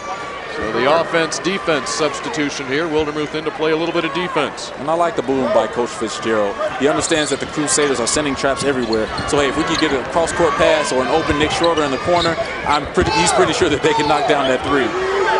What a huge possession right here for Lutheran. Kopelman will get it to Charles Jones into the game. Montgomery running set number 1. Feeding the freshman to Montgomery. We have 2 minutes to play. Well, Montgomery has to go right now. Time is not his friend. He has to attack the basket. Instead, Kopelman forces it up. Rebound off the hand of Jones. Possession here will go to Lutheran. They will have it with $1:47 left. Now that's the 7th look that Thomas Kopelman has had from 3-point. distance, but he's not able to convert them. I mean, he's gotten some great looks in this game. The ball is just not going his way. He has 79 threes on the year, one of them this evening. Rockford Lutheran will have to gun it up from long range, but they're only 2 of 15 from outside the arc. But a bank will go for Seiler. Well, Derek Seiler is saying, hey, I meant to do that. I do that all the time, banking it off the glass from the wing. Quickly the other way, Morris. The rebound, Kopelman. Montgomery with 4 fouls. Nice pass out. Yeah, Kopelman open. He wants it. Weeding. Long. Oates, ring it up. The never say die attitude by the Crusaders has invaded Carver Arena. It's a 1-point game. U-High the ball with that 1-point lead and 60 seconds to play.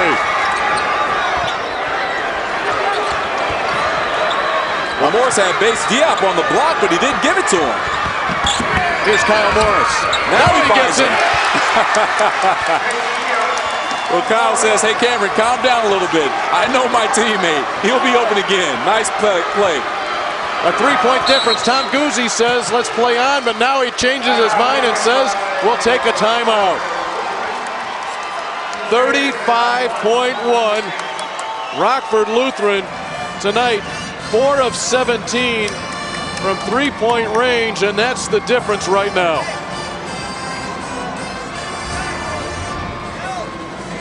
Now Kyle Morris just threads the defense and a great pass, a nice shovel pass over to Keita, who finishes up high. As we see another look here, look how he slices through the defense. And Diop does a great job of moving. He doesn't stand still. He moves for the basketball and finds himself in a great spot. You got a good look right there of Morris. His eyes were up all the way, and he saw number 35 sitting inside. And that's what you want to teach your point guards. You want to teach them to have their heads up so you can see the open players cutting to the basket. We saw a play with Curtis Ellis and Mitch Stasinski earlier in the 4th quarter where Ellis found Stasinski cutting to the basket for a layup. Let's go to Matt. Always a question with 35 seconds left to go in a 1-possession game. Do you go for the 2 and try and extend the game, or do you go for the 3? Well, the play I just saw looked like they're looking towards the corner with Thomas Kopelman trying to come off a couple of rub screens down there on the baseline. So let's see if this works. If not, it looks like there's an outlet to go along the baseline with a couple of inches of space to get the layup and maybe get a foul and then a quick timeout. If they get it to Kopelman, he's 1 of 7 from 3-point range tonight, but he is the leading 3-point shooter on his team. He will inbound near midcourt. Kopelman running the baseline.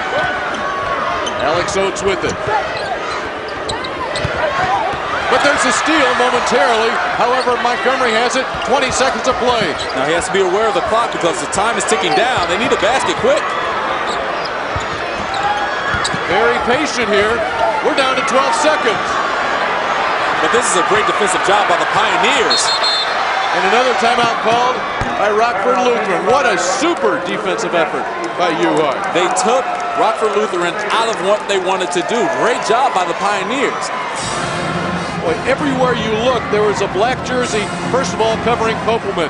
And then it was on top of Montgomery. Oates never had a good look. Rockford Lutheran uses their final timeout in this game.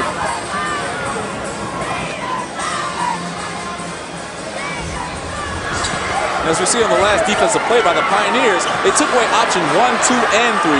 That is very hard to do, and by doing that, they take even more time off of the clock. So it's 7.3 left. Who are your 3-point shooters tonight? Terrence Roby, 1 of 2. Eric Seiler, 1 of 2. That was a bank. Kopelman, 1 of 7. Alex Oates has hit it 3 in 2 attempts. Montgomery and Weeding both 0 for 2. But that's what it boils down to right now. With no timeouts left, you've got to fire up the 3. Yes, and it has to be very quick. You can't stall or wait because the clock is not going to stop. It's going to continue to run once the ball goes in unless the Crusaders call a timeout.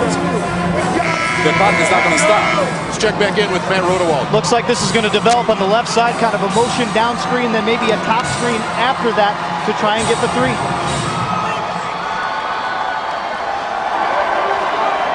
Here we go.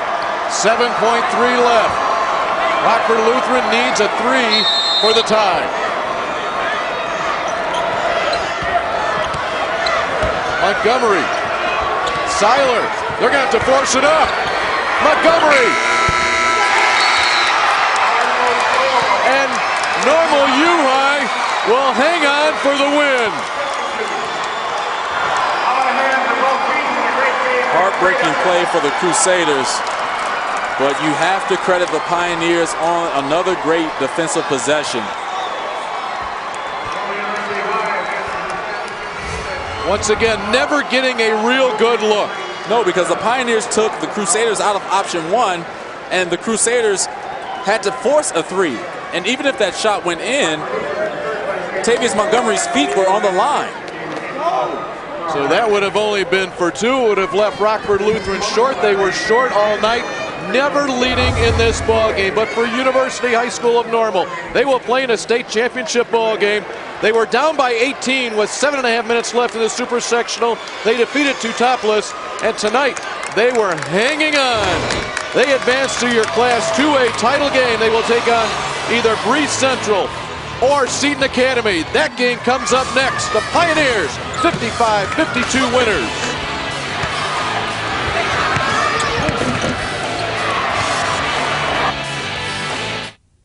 I could be tweeting about. Man, don't trip. I already tripped. No, it's me. Yeah. We now have with us Normal University High and Coach Bob Fitzgerald.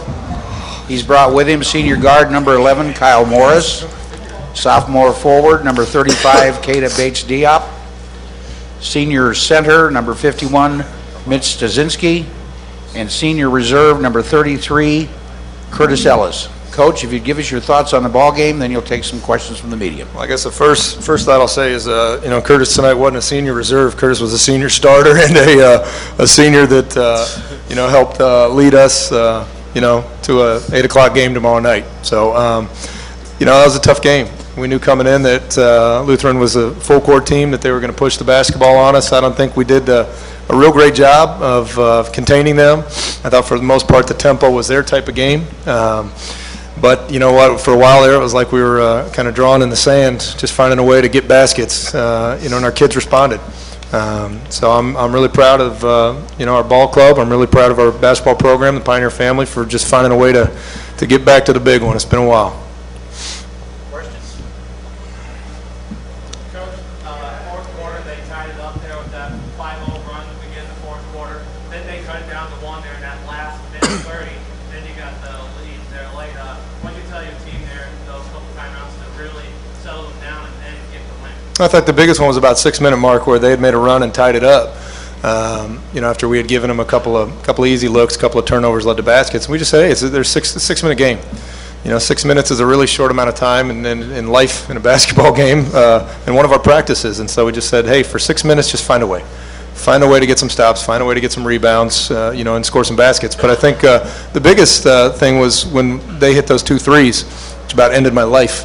And got it to 1, I was really considering calling a timeout, especially when Curtis was about to dribble the air out of the ball coming up the floor.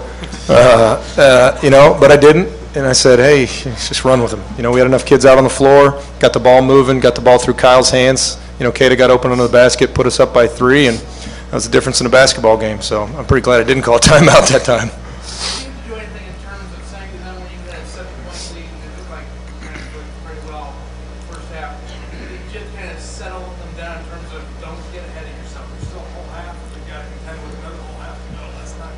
Sure, one thing, and I've talked to these guys, and they'll admit it. If there's one weakness that I've tried to express in this basketball team is it's a really nice team. And you see that at times where maybe we'll get it up to 7, and on a key rebound or on a key play, we might have a chance to get it up to 9 or 11, and we might not make that play. They're getting that. Part of that's being young. Part of that's everybody says, well, we're big, but we're awful thin too. And so if there's one thing that we want to take from this game tomorrow night is when we have a chance and we make a run, we want to try to minimize the other team's run. And that's been something that we've maybe struggled with a couple of times that we need to overcome for tomorrow night.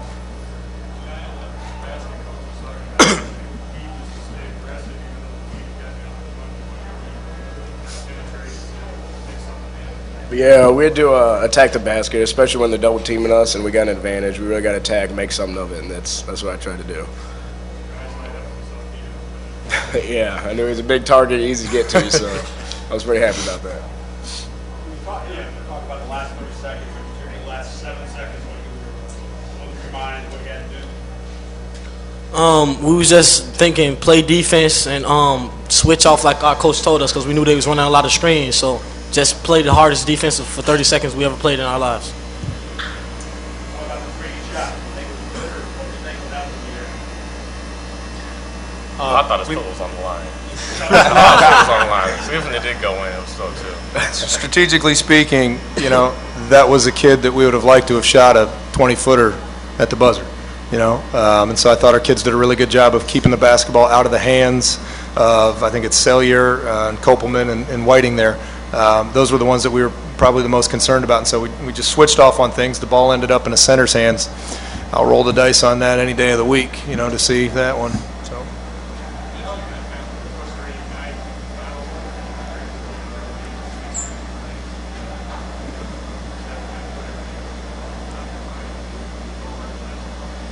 Well, in this type of game, you really have to have a short memory. You can't think about what you've done wrong. All you have to do is just focus on the next play and focus on doing it right and not compounding your mistakes.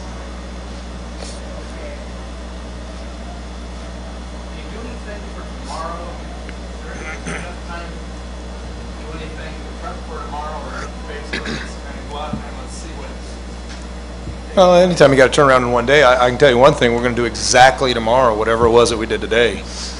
To a T. No, just eat at the same time, eat at the same place. No, we'll get in probably a gym sometime around 11 o'clock tomorrow. Have a walkthrough. We'll watch the first half of this game. Catch the rest of it on TV. Coach will stick around, do some scouting, give us a chance personnel-wise. But these guys will tell you, our basketball program philosophy has always been be far more concerned about us than we are about our opponent. We're not going to make many changes. We're going to play the same defense. We're going to run the same offense. We're going to key maybe on certain people, but I don't want young teenagers thinking about something else besides what they're capable of doing. And so whoever wins this basketball game, we'll do the best we can to prepare for them, but we're going to be far more prepared ourselves as a team for tomorrow night.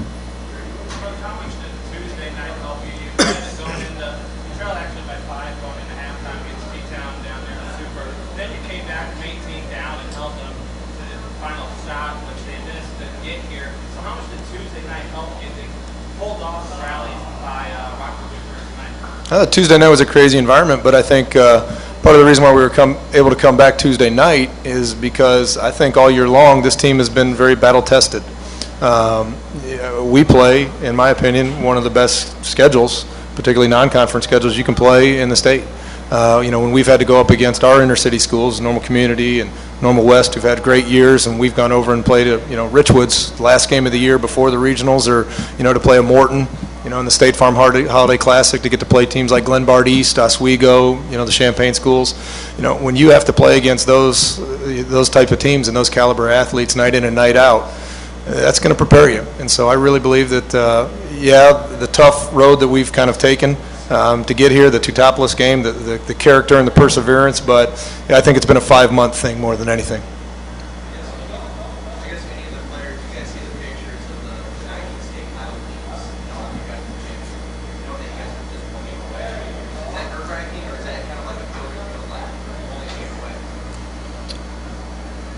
I think, I think it's giving us motivation to be up there because we always hear our coach always talk about his old basketball stories about how they made it to state. So we want to kind of make our own history and tradition. So I guess you can say we anxious to be a part of that. One more question. Coach, how important was it not losing? Pardon me? Not losing the lead. They never led. Tied, I think, 2 or 3. Oh, that's a good question. But to be honest, I don't think I thought about it in the course of the game. And I think, what we were able to do Tuesday night, to come back from that lead, we'd been down in a number of games. I mean, not many, but enough in the course of the year. I think at Christmas time we were down like 16-2 at the end of a first quarter to Oswego or somebody. But it didn't even register with me. I was more concerned about, are we doing the things down the stretch, particularly guarding and rebounding. I knew we were going to put the ball in the basket. but were we guarding and rebounding? Were we going to be able to get that big stop when we needed it? I didn't think about the score until I looked up and the clock ran 0 and said we had 3 more points. Thank you, Coach. Thank you, guys. Good luck tomorrow night. Thank you very much, guys. Thank you. Let's go.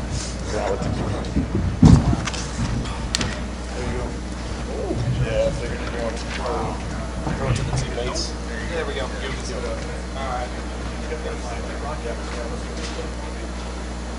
Thank you, everybody.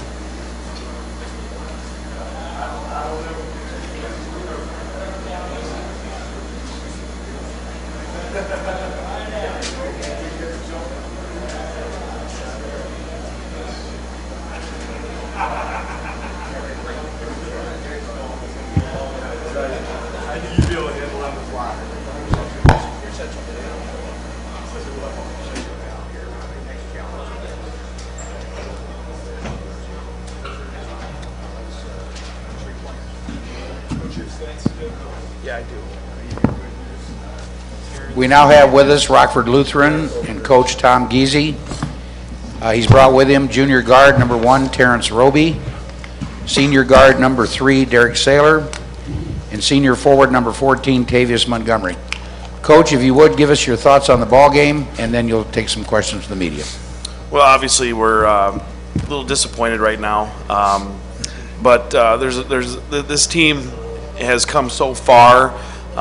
You know, you look at the size difference tonight that they had over us, but there was no excuses. We still, I think the stat that sticks out for me is we out-rebounded them by 1, and that just shows the character and the heart that this group has. And yeah, there's a lot of plays that we left out there that could have gone either way, but that's what happens when you play a good team, so you have to give them a ton of credit. I mean, you get this far, you're really, really good. You're one of the top 4 teams in the state, and then we just came up a little short, but very proud of them.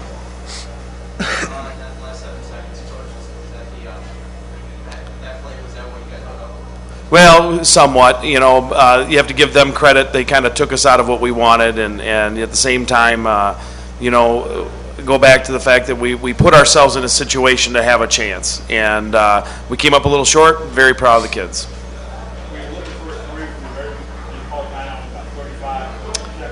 Yeah, we were. We were looking for a 3, and you know, as long as they are, we were looking for a 3, but we were going to take whatever they gave. If they were going to help out, we were going to get the ball inside because there was plenty of time left. The design was a 3 or a dump inside of Tavius. The initial 5-0 at the beginning of the fourth quarter, did you kind of have to settle them down and kind of keep them in check to make sure they kept playing in terms of, you know, not getting ahead of themselves? Yeah, it seemed like we were just one play or one step away from breaking it open and doing what we do best. And I have a lot of trust in these guys. They've come a long way from where we were at and what people thought we were, and extremely proud of them. And you know, right now they don't want to hear anything other than themselves talking to each other because they're very disappointed, but very proud of them.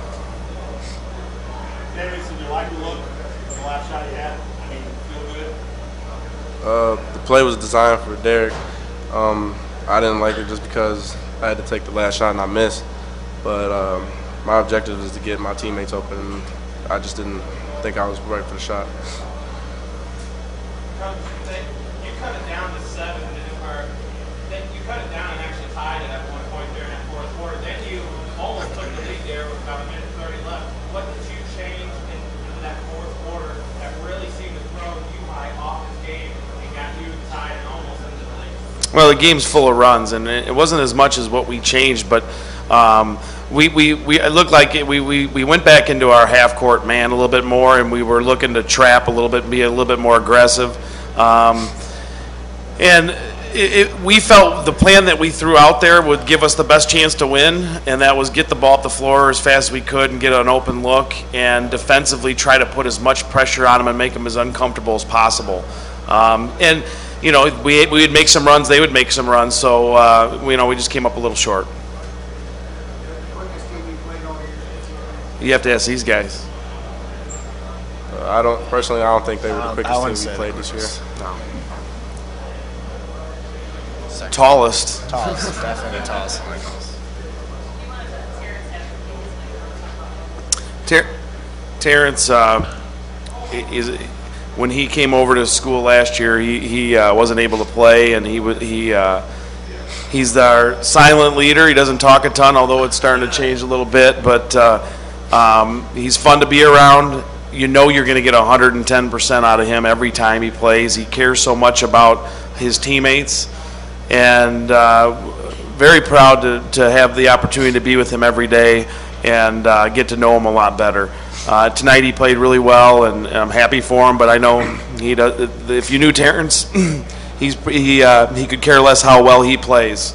He just wants to win. You left it all out there on the floor. What do you tell your team, or what did you tell your team in the locker room to rebound and go back to tomorrow night at 6:30? To be honest with you, I didn't tell them anything about tomorrow night. I want them to let them feel the feelings that they have right now, and when the time's right, when we feel like the time's right, we have a lot of things I can tell them. But for right now, I'm just allowing them to be what's natural, and trust me, I'm not going to be able to cheer them up right now. So. That's not your best shooting. So is that nerves? Was it them? Was it you? Can you explain? I'll explain that. We didn't shoot the ball. It wasn't our best shooting night, and a lot of it is credit to Normal. When you have the length that they have at almost every position, they had us out by probably 6 inches per man, and they can cover a lot of ground and contest the shots. That's what makes the difference. They're a good team. We can't take away what they did tonight, and it wasn't our guys being nervous. It was them being effective. One more question.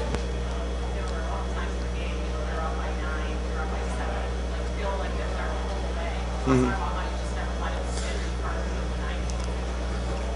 Yeah, Derek, why don't you answer it? All year, our coaches have stressed how it's a game of runs, and we've been down more than 9 or whatever it was. So we knew we had plenty enough capabilities to bring it back, and we did, but we just didn't get it at the end. Thank you, Coach. Thank you, fellas. Good luck tomorrow.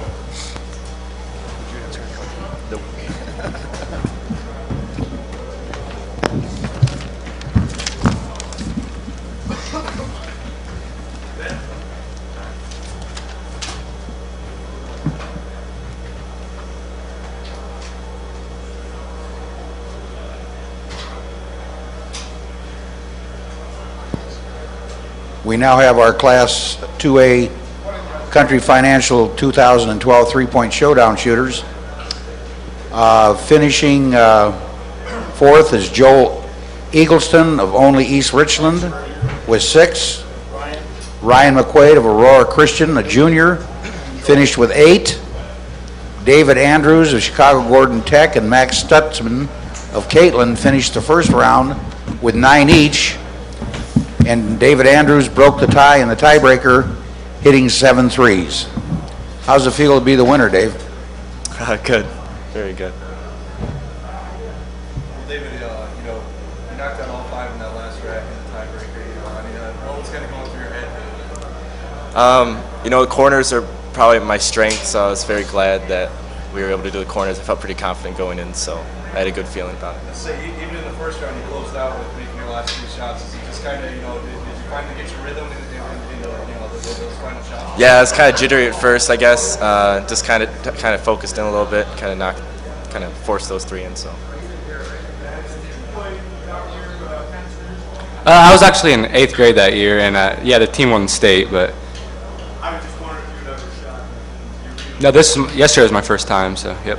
You guys all just kind of go through and talk about what it's like, the atmosphere, maybe from yesterday to today, kind of, half of yesterday, not going to pick up Definitely more nerve-wracking today, I would say. I mean, it's a great atmosphere to shoot in an arena like this, but coming from a small town, and I mean, it's harder, definitely, but I felt more comfortable yesterday than today, but it happens, I guess. Yeah, for me, it's almost like night and day from yesterday and today, because yesterday was kind of like, we just got all 32 shooters or whatever. It's kind of like low key, I guess, but today is this big time atmosphere. Just finished a big time game, so yeah, a lot different. Yeah, like they were saying, Yesterday wasn't near as bad as today, but you know, like yesterday you had 32, today you had 4, so obviously today is a little bit more nerve-wracking, but good luck, good job to this guy right here. So. Thank you.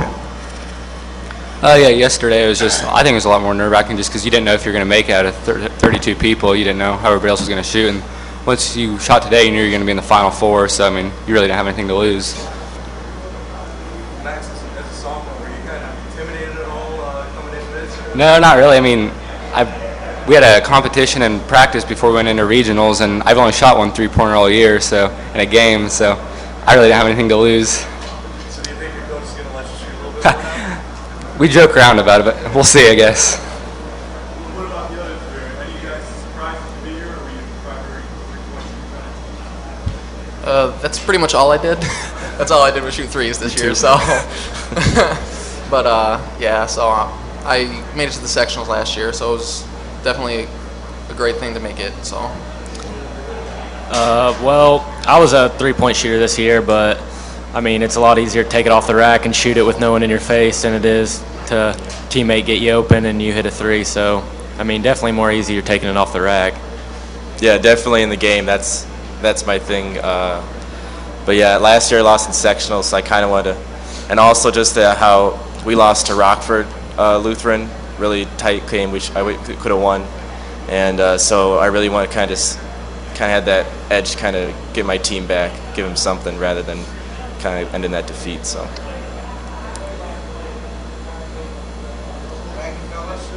Thank you.